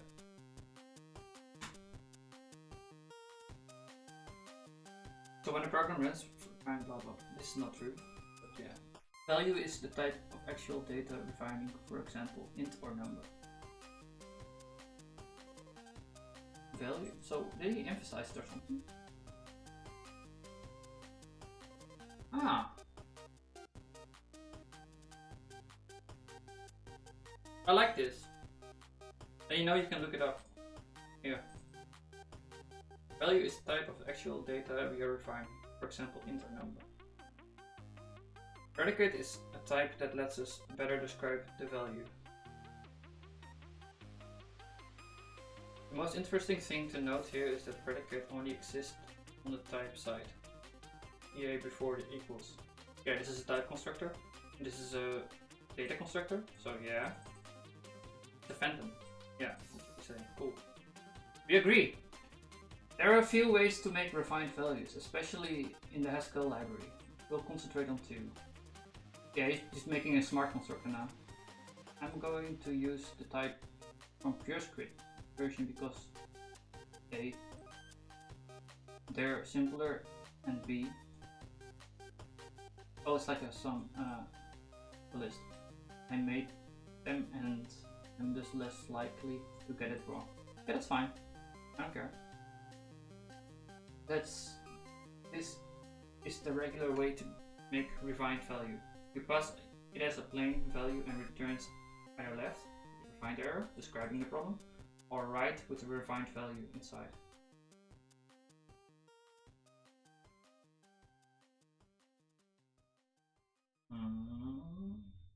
Why would you do it like this though? I would just make it so that you can't construct certain ones.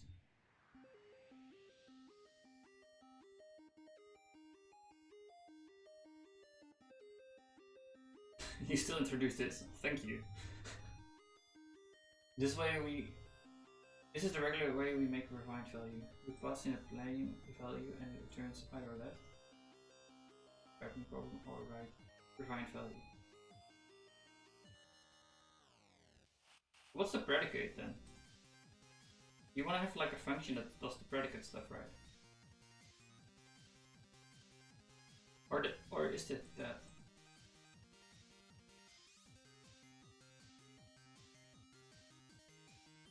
The most predicate is ID, which doesn't really do anything. ID. It's named after the ID identity.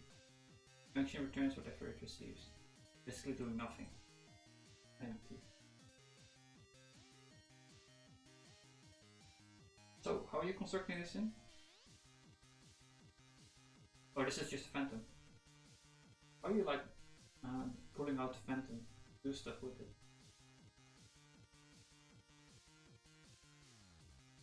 For example, any value that is a value int can be made into a valid refined int. It's int. Okay.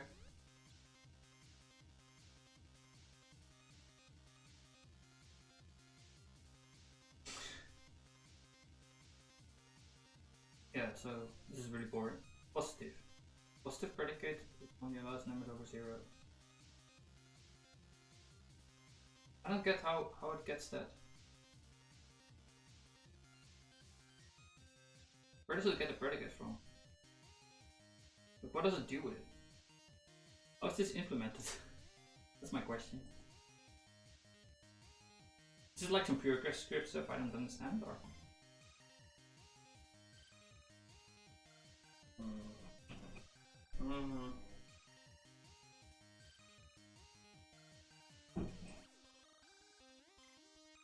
This clearly very negative number clearly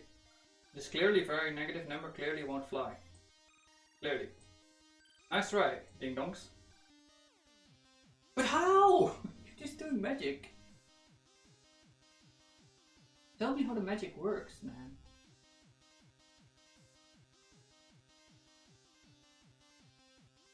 Is he gonna explain it, or it's just like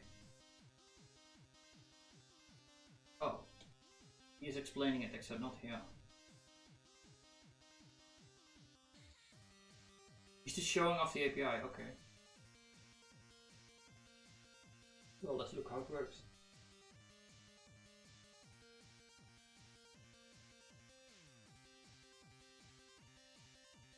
Just the phantom and the value effect. I wouldn't use X. It's polymorphic because sometimes it means unused.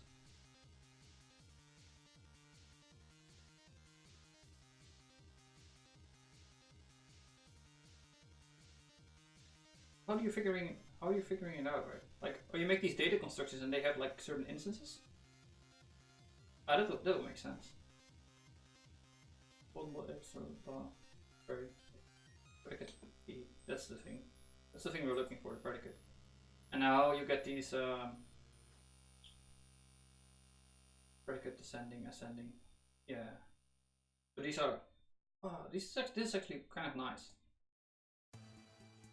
This type level lookup.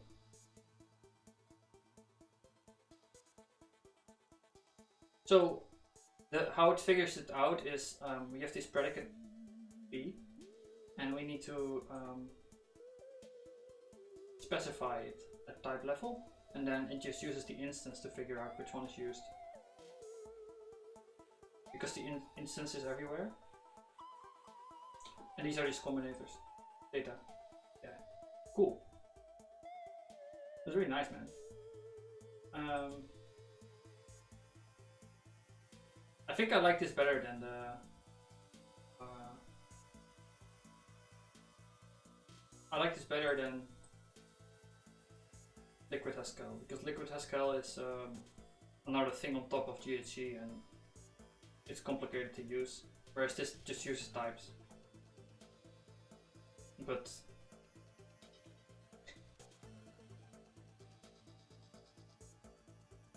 that's cool.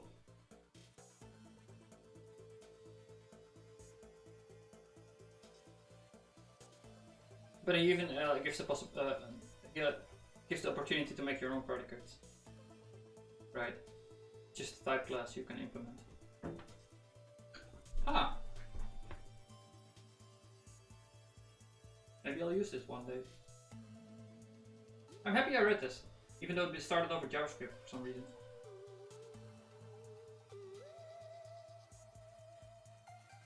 Like, I'm just disappointed he doesn't explain where it comes from.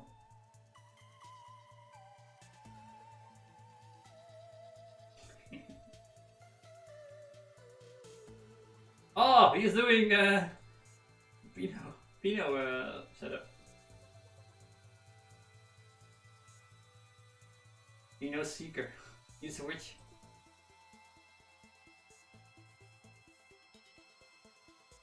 Let's see. We still have half an hour. We can do now. Tracing user requests in Yeselt. I'm kind of Yeselt curious. I've read a lot of good stuff about it, and I've like used the persistent thing, and I really liked it over Beam because it's just so easy to use in comparison. But the template Haskell sucks. But yeah. Recently, I decided I want to invest in my Yeselt application's logging system. Yeselt provides same defaults for logging using the Apache style, and it's enough for most applications.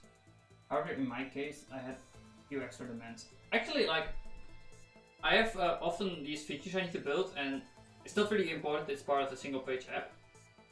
So maybe I can like kind of build Yeselt on top of Servant, if that makes sense.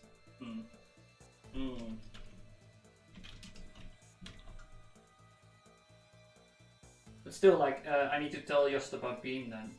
It would be annoying. No, I think it's like kind of modular. Yeah, I mean Yeselt and Servant. No. Yeselt in Servant. Not Servant in Yeselt. It's the wrong way around.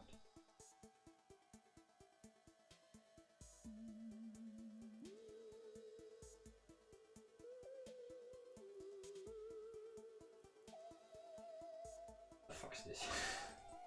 What the fuck? This is how you learn new things. You just look up random weird shit. Do I like it? Servant is an awesome Haskell library for writing web APIs. It uses the type system in a way that can only be described as magic to generate types. Magic, right? We're witches! I'm telling people. To generate safe routes as well as clients. Right, we can look at one if you want. I have a servant. It's actually like, I think it's kind of obvious, but it may be like new to people that you can use strings at type level. I still have to prevent out shit, so not that neat. But yeah, you have a path here, and then you say it's post and it returns JSON, and you know you need cookies and shit. So yeah, so you say like the HTTP method, and you say what shit it receives. Sonya's still playing No Pixel. She's called differently, but I forgot the name. Persistent is another awesome Haskell library for querying database. Yeah, I'm gonna do a proper comparison between Persistent and Beam. I really like the way Persistent is doing migrations, but I haven't dove too deep into it. It's like the only issue I have with is template Haskell, but yeah, it's basically built around template Haskell. It manages migrations, your schema, and querying to make transactions mostly painless. For some reason, no one had created an example on how to use these cards together. I put together a minimal example to show the implementation. Oh, it's an example. That's boring. Who cares? But why did they talk about that?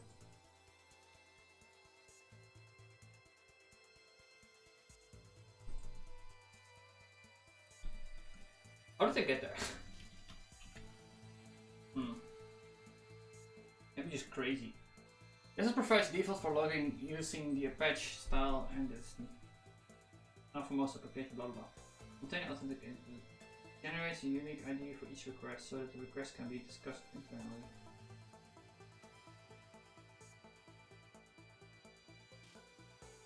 Show the request total duration, which will help us to find performance bottlenecks. Be formatted in JSON for the ease of parsing with other tools. Most of these could be addressed with functionality the relevant libraries include in a typical scaffold JSON style site already provide. One of my needs necessitate a little bit more work. More on that in a moment. I can speak. First, let's take a look at how logging is typically set up in the scaffold.jest website. For our purposes, all we need to care about is what we define as our output format. The value we use here should be different depending on whether you're running an application in development production. And that's because you want to see JSON logs in development.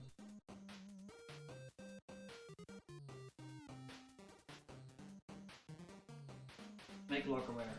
App IO middleware. So we get an app and we get an IO middleware out. Right. Well, I think this is the Y one.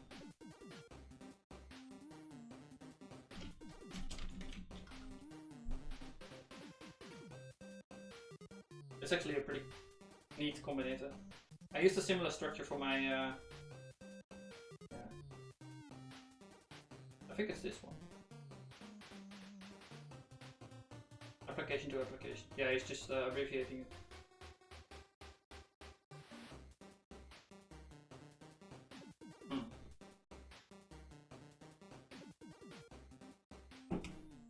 Or maybe not, actually. I don't know why you need to have IO on construction. You already have IO and running it. Or maybe he needs to set up like... He's not using any IO. That's weird. Oh well. Yeah, I'm pretty sure that Jessup is also using the Y stuff, so... Jessup applications are set to use detailed logging in development by default. This format is easier to visually parse than either Apache or JSON logs. It would be far too noisy in production. The true in detailed true means that we want the logs to use colors. A more descriptive type here might have been useful, but that's by the by. By the by? What does this mean?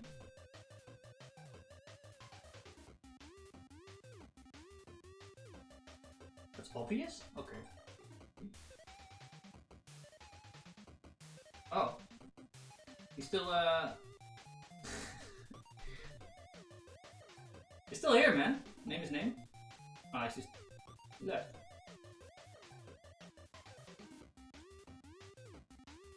Come on, man. I like the trolls. Makes me feel big. Anyway.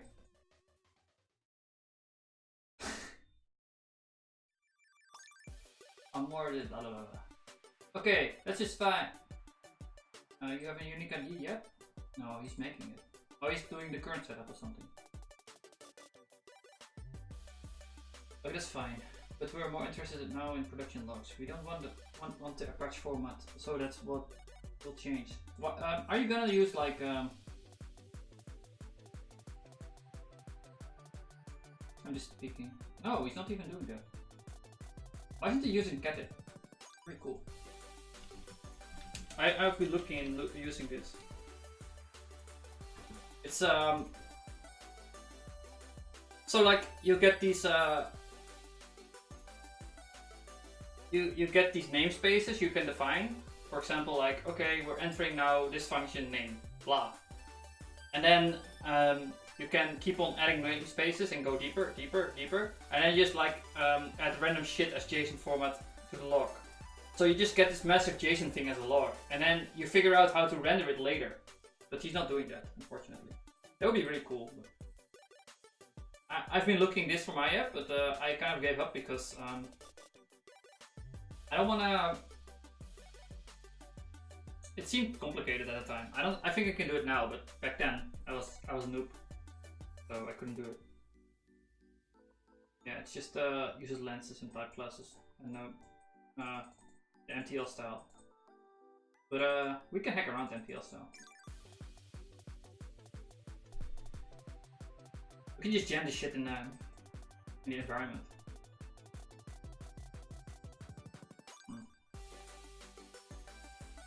Okay, that's just fine. But we're more interested now in production log. We don't want the Apache format, so it will change. The availability of data constructors can be found in the Y extra package.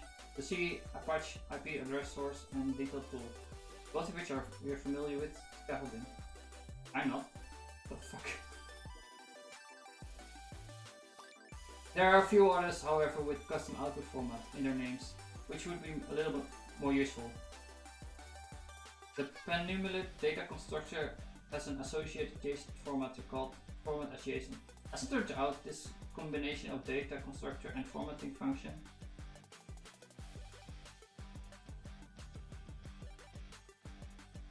format as JSON. Turns out this combination of data constructor and formatting function, and also custom middleware, what? But that's intern, includes the request duration. Okay, you say so, man. So that's 2 of my requirements taken care of. Hooray! What's the third? I believe logging the request duration is based on this prior art by Maxillian Tiger. The implementation looks identical.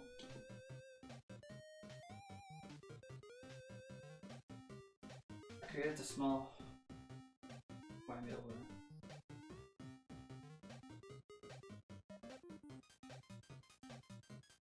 Okay, why are you saying that?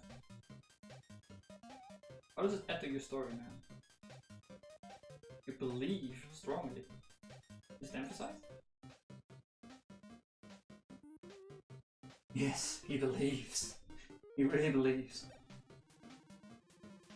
So, if we have the means to provide a custom formatter, why don't we just add an ID of the authenticated user there? Well, there's the thing. Request logging happens at the Y level, which is the outer layer of the system. To read the authentication user ID, we need to check against the authentication system. The authentication happens at the YESOT level, which is an inner layer of the system. But first we need some way to pass arbitrary data from the inner YESOT layer to the outer Y layer. Fuck, what are you talking about layers?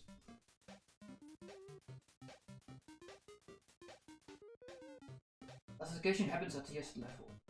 Well, that's your problem, man. Why don't you do it earlier? You should do it at request level anyway. Aren't you using cookies? Session ID? Oh no, he needs to have database access, right? Yeah, that's a bitch.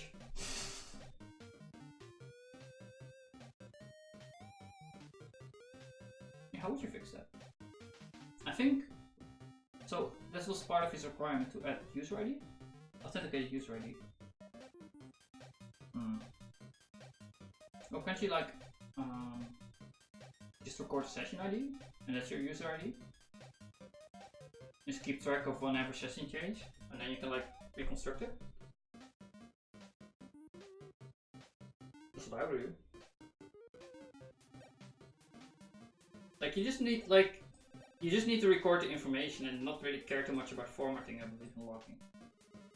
Because you want to have it in a different format anyway. But he doesn't believe that. He believes in other stuff. I think the request and response header are a suitable mechanism for transferring this kind of data, and we need to use add header function to easily call the response we want. We also want this response header to be applied in every request, so we should just use middleware and add this functionality to all handlers. Adding YESOT middleware is trivial. Handler. Oh, they have like a custom middleware thing too in YESOT? That's cool. Is it? I mean, it seems a bit redundant because you already can do it in Y, and I believe it's made by the same guy. So. Maybe they have like database stuff too. Yeah, that's why he's doing it. In this middleware, we use polymorphic handler that composes any other handler.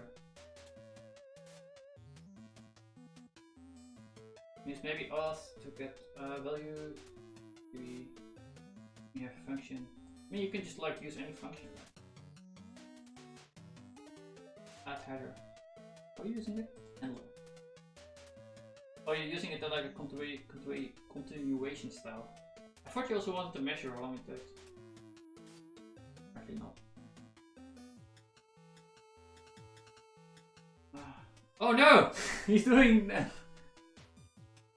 He's doing my deeper thing. Use over. Well, I suppose it's fine for. I'm also using this. It's more people have that idea, man.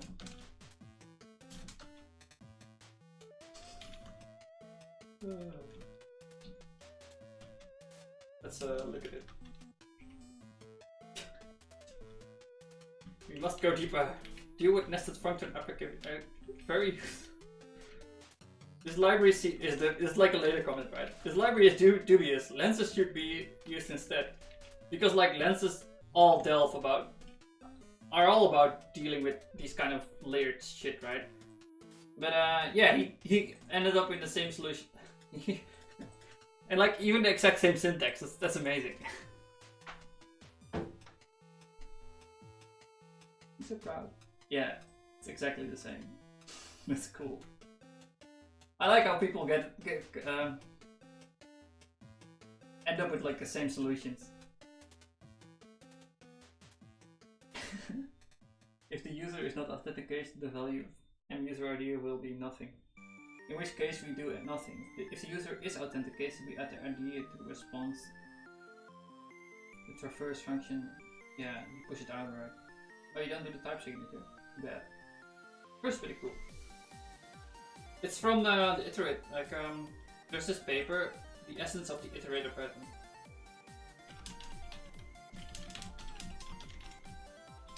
It's really like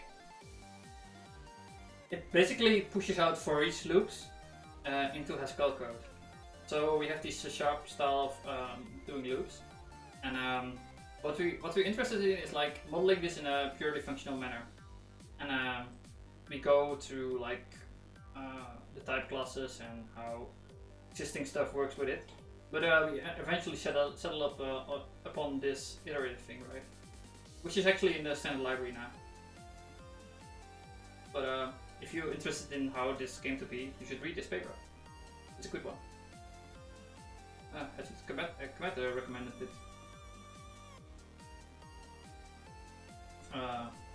At a workshop I was at. We also need to apply middleware, which is just a case of tracking into whatever other middleware chain we already have. Okay.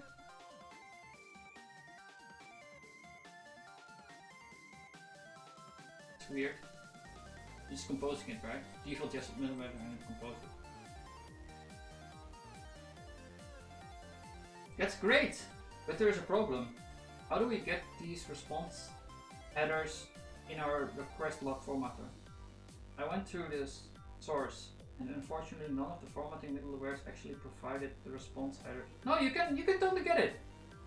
You can get it with Y! No, you can get it! I've seen it! I'm doing that! What? What are you talking about, boy?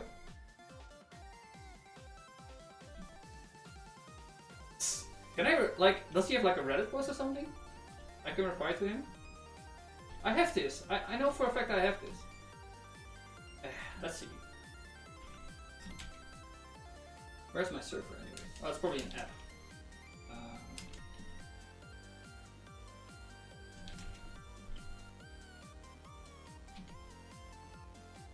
Like he's using the same, I'm not using Yesl, but I'm using the stuff Yesl is built upon, like the Y stuff. And this is what he's asking for, right? I'm actually deleting them because they're kind of annoying. But it's inside rec, and you can just use this function. Well, you can just show it, and then you have it. But you can also do this. And then you have it. What are you talking about, boy? You have it, man. Merged. Oh, maybe he made it back then. Output for the... Oh, he's talking about the formatter stuff.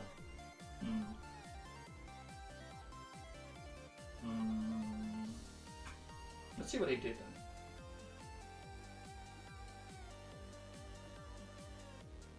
then. Naruhodo, he wanted to have like a pre-baked thing for it. Well, fair enough. I mean... I always have trouble understanding other people's asking. T0. Oh, it's to measure time difference. That's cool. Here, I like people who try to contribute stuff. Rocket. No. This stuff. I like. Together with new format RJS function, so or make logware function can now be changed to this. Okay. This will now render all request logs in production as JSON. So I don't get that, right? Along with the requested duration afterwards. Actually, JSON is a pretty bad format for logging because it doesn't stream. So you need to parse the individual messages. You can't stream it. Everyone should use TOML, request language. Request you call it data format. Data format language. Along with the request duration and any response header, it will also deduct any request header with a key cookie or any response header with that cookie. Okay. I don't like that cookie library. Almost there. Now we just want to generate a unique ID for each request. So that's trivial. Yeah. As before, we don't get this middleware to appropriate chain. This would be our Y middleware chain, not the Yesl middleware chain. Okay, that's kind of annoying that you have it separated like that. But if it makes you happy, man. Right, 10 minutes left. I was thinking we could also do just from the general programming with it. Too much Haskell, man. Can I have like the new format? Or the old format? It sucks. Maybe we should just zoom out. Insert in the Facebook and other care. What is the season chip? So many videos. System data structures. Kotlin. A few years. There's actually a book. Persistent list. There's a book about pure functional data structures, which is really good.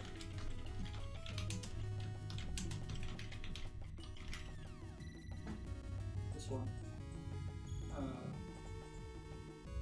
Oh, we can read it.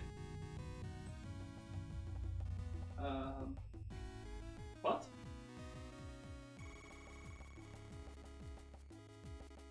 When a C programmer needs an efficient data structure for a particular problem, he or she can often simply look at any number of good text here.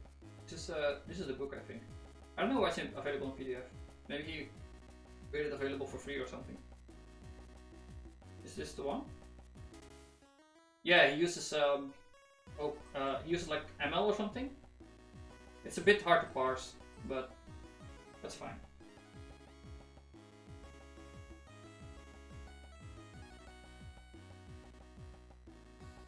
Yeah, this is it, I think. I read this in Sydney. It was fun. I read half of it.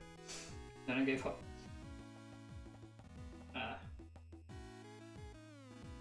He also like explains how to do amortization and like how to measure these algorithms, the efficiency of these structures, which is like really good.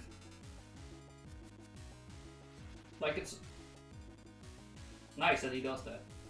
Yeah, amortization and persistent fire. He just had like an entire chapter on this and how this works. I like this book. Yeah, the Bankers method. A good reason for this, because he asks you to prove how fast this stuff is. Not that I did it, but I wanted to. Maybe, if I had time.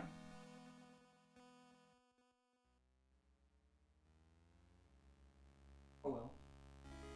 Persistent list. A few years ago, I developed a bit of a thing for functional programming. Yeah, I'm completely addicted. I explored a few different functional programming languages, including Clojure, Haskell, Scala, and F#. I've used Scala professionally and continue to do so to some extent in my current role. I also went on to F# for 18 months and luckily found a job where I could use it professionally. These days I am back developing software mainly in JVM languages and technologies, and mainly using Kotlin, both professionally and spare time going for fun. I prefer now to mix OO and functional programming paradigms, as I believe they complement each other well.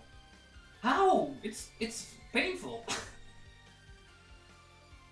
Like, it's really confusing, especially for new programmers, if they just can choose, because now they don't know. Well, they have to make a decision, and making the decision without the proper intuition for both of them is hard. So you basically end up asking or just doing something. Probably end up doing something. But yeah, if it works for you personally, then yeah, you should do that, I suppose. Kotlin is a wonderful language for this. It has a great tooling. Actually, I made a game at one time in Scala, and it was it's like using this a game engine, which is completely written in Java. No, I'm not gonna. Let's see.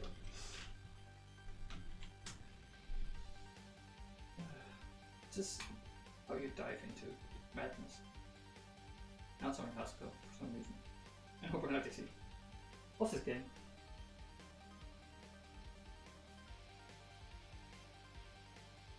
Do I still have it? Yeah. Yeah. There's a picture? No. And this thing is like Scala with libgdx.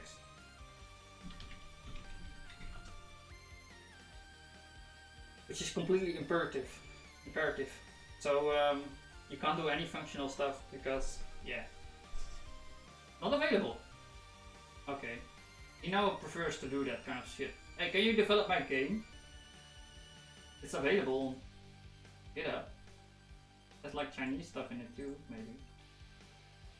Oh, I think it's like built on top of Eka. So I'm using like libgdx for the graphics, and then I use like Eka to what the fuck? Mapstar, great name. Am I really doing that?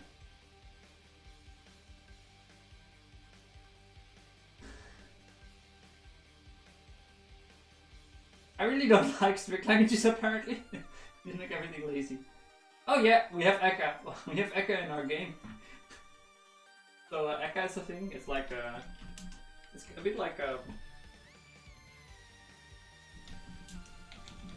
it's like Erlang, but for Scala. And well, you can make games with Eka. Of course, makes sense. It has great tooling and a great language feature, providing all type safety. Okay, I need along with these concise ways of expressing common OO and functional programming patterns and data transformation. I mean, there's not really any functional patterns to speak of, right? It's just functions, and then you can, you know, do the lambda calculus, and that's about it. When first coming to Kotlin, one feature I soon missed from the language, like Scala, F# and Clojure.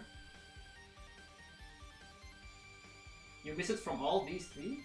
It's fully immutable data structures in the language standard library. Huh? I thought they basically copied Scala and they didn't do that, right? Oh, read the book!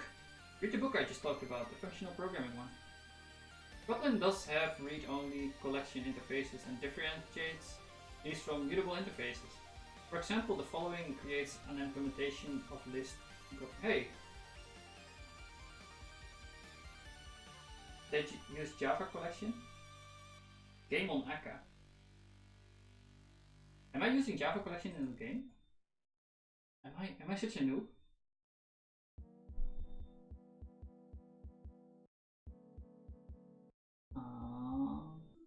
Squants. Oh, this library, by the way, is great. It's no, Kotlin uses Java. Oh, like this Scala library is really ambitious. Is there like? It doesn't have a hackage, right? I was expecting a hackage, but it doesn't have.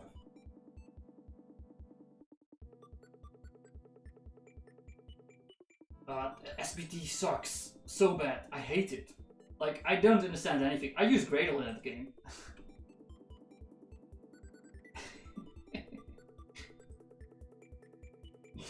All like, there's like a cult around it to use SBT or something. Kotlin uses Java.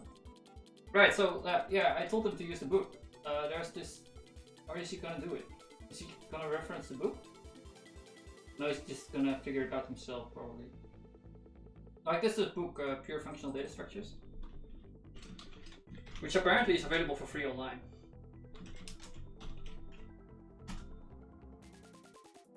Yeah, this one. And this guy is, well, he's explaining it in OCaml, but it's fine, right? He's like really thorough in explaining everything, even like how to measure stuff like runtime.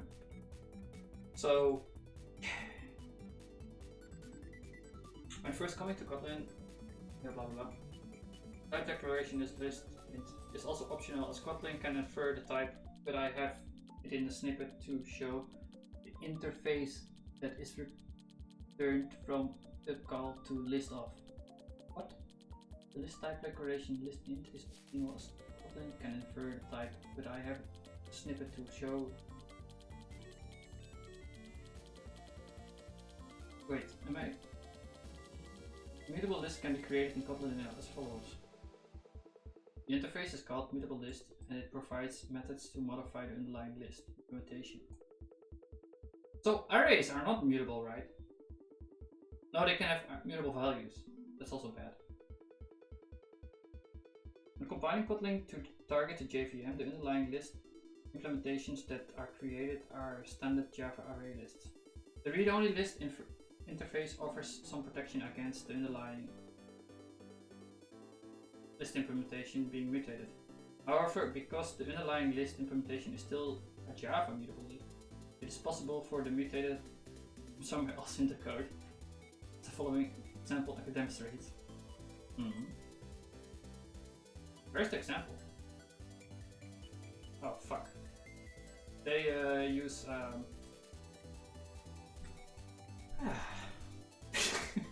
there's the example. Kotlin is just Java with a better nil handling and syntax. I thought it was basically copying Scala. I didn't know they just like stripped everything. Scala has some good things with that. What do you call it? Jigless.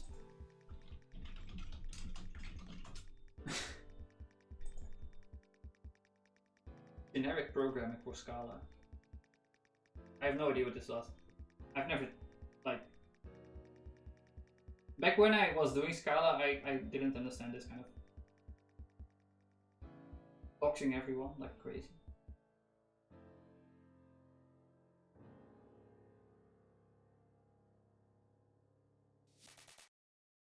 Yeah.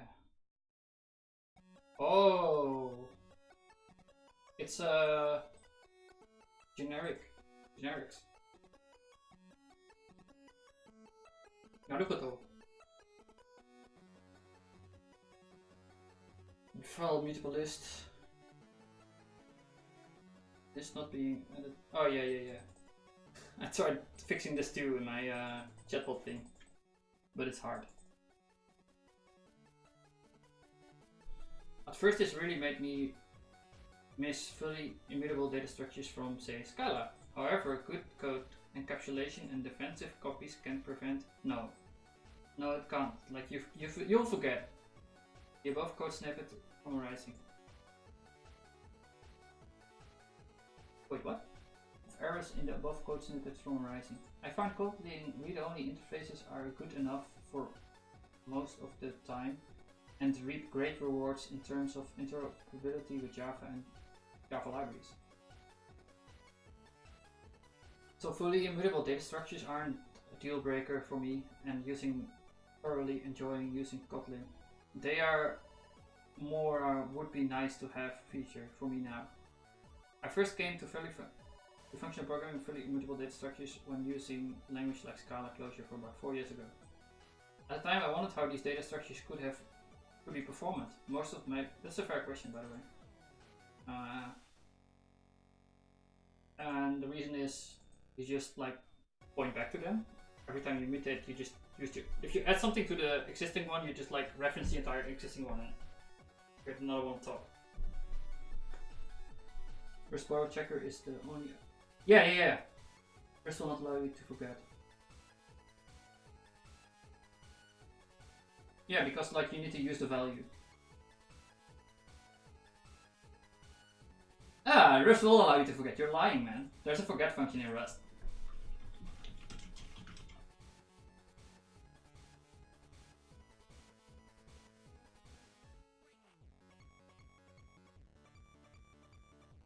There is a it's a bug.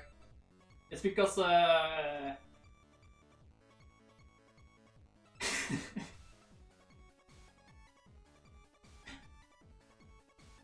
like I was at the type safety meetup and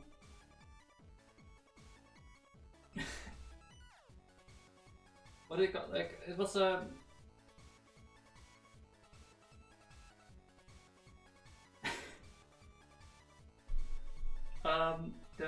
type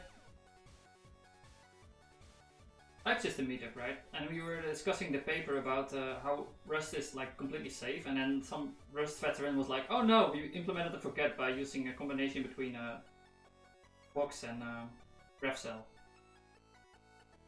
So yeah, that's unfortunate, by the way. This, but just don't use this and you'll be fine.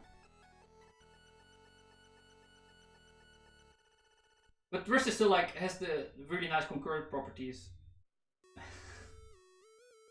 which I still like. This is the reason I started doing Rust in the first place, because it was just the only language that enforced safe concurrency, kind of. But I also ran into problems with that, but whatever. Well, but they were logical programs, so it's fine, I suppose. Persistent data structures allow multiple versions of the data structure to share parts of their... Yeah, he's explaining this now, why it can be performed. Okay, cool. On my side, well... Yeah, it's this, right? You added it and then use the other one. Well, it's just a linked list. What happens if you prepend something to the linked list? However, there's a difference. When programming with mutable imperative data structures, the underlying data structure is encapsulated behind the ADT. However, there's a difference. You sure it's an ADT? Mutable imperative data structures, the underlying data structures is ADT in this context stands for abstract data type. Operators such as at first are exposed to this abstract data type interface. An underlying representation is hidden and when prepending an element to the start of it, it's mutated with. It's mutated with it. It's mutated with. In the case of a linked list implementation, the head of the private field being mutated from the point of the node containing the first element. The original first node. What? Being mutated to the point to a node containing the first element and the node. So this is about with mutable imperative data structures. In the case of the underlying implementation being an array, the first element needs to be inserted, the first element in the array, or the last filled element in the array depending on the choice of representation. There is no data sharing. Instead, there is only a version list that has become mutated. This becomes more apparent if you consider that. Right, so he needs to fix that problem because he's trying to make it on top of mutable stuff. But you can just make your own immutable representation, right? Why do you need to do this? Maybe he's doing it. Yeah, so let's play a game. I've been reading for like an hour.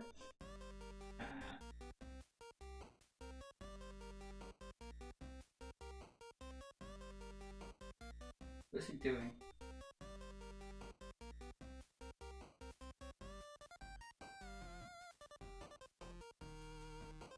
Yeah, gaming day! Gaming day! It's gaming day!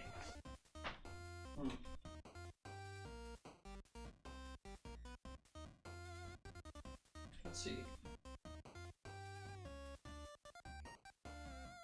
Move category.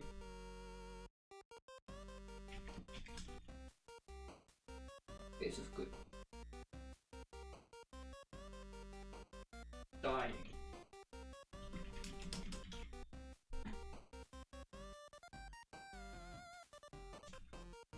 Goodbye.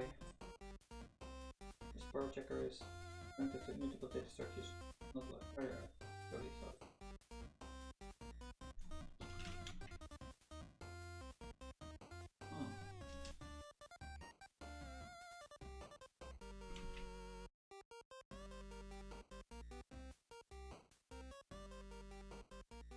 Four, you say?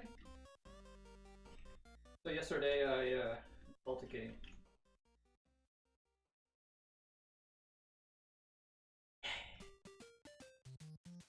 I'm gonna make an advertisement, but first I need to have a break. So yeah, goodbye. Anyone watching, by the way?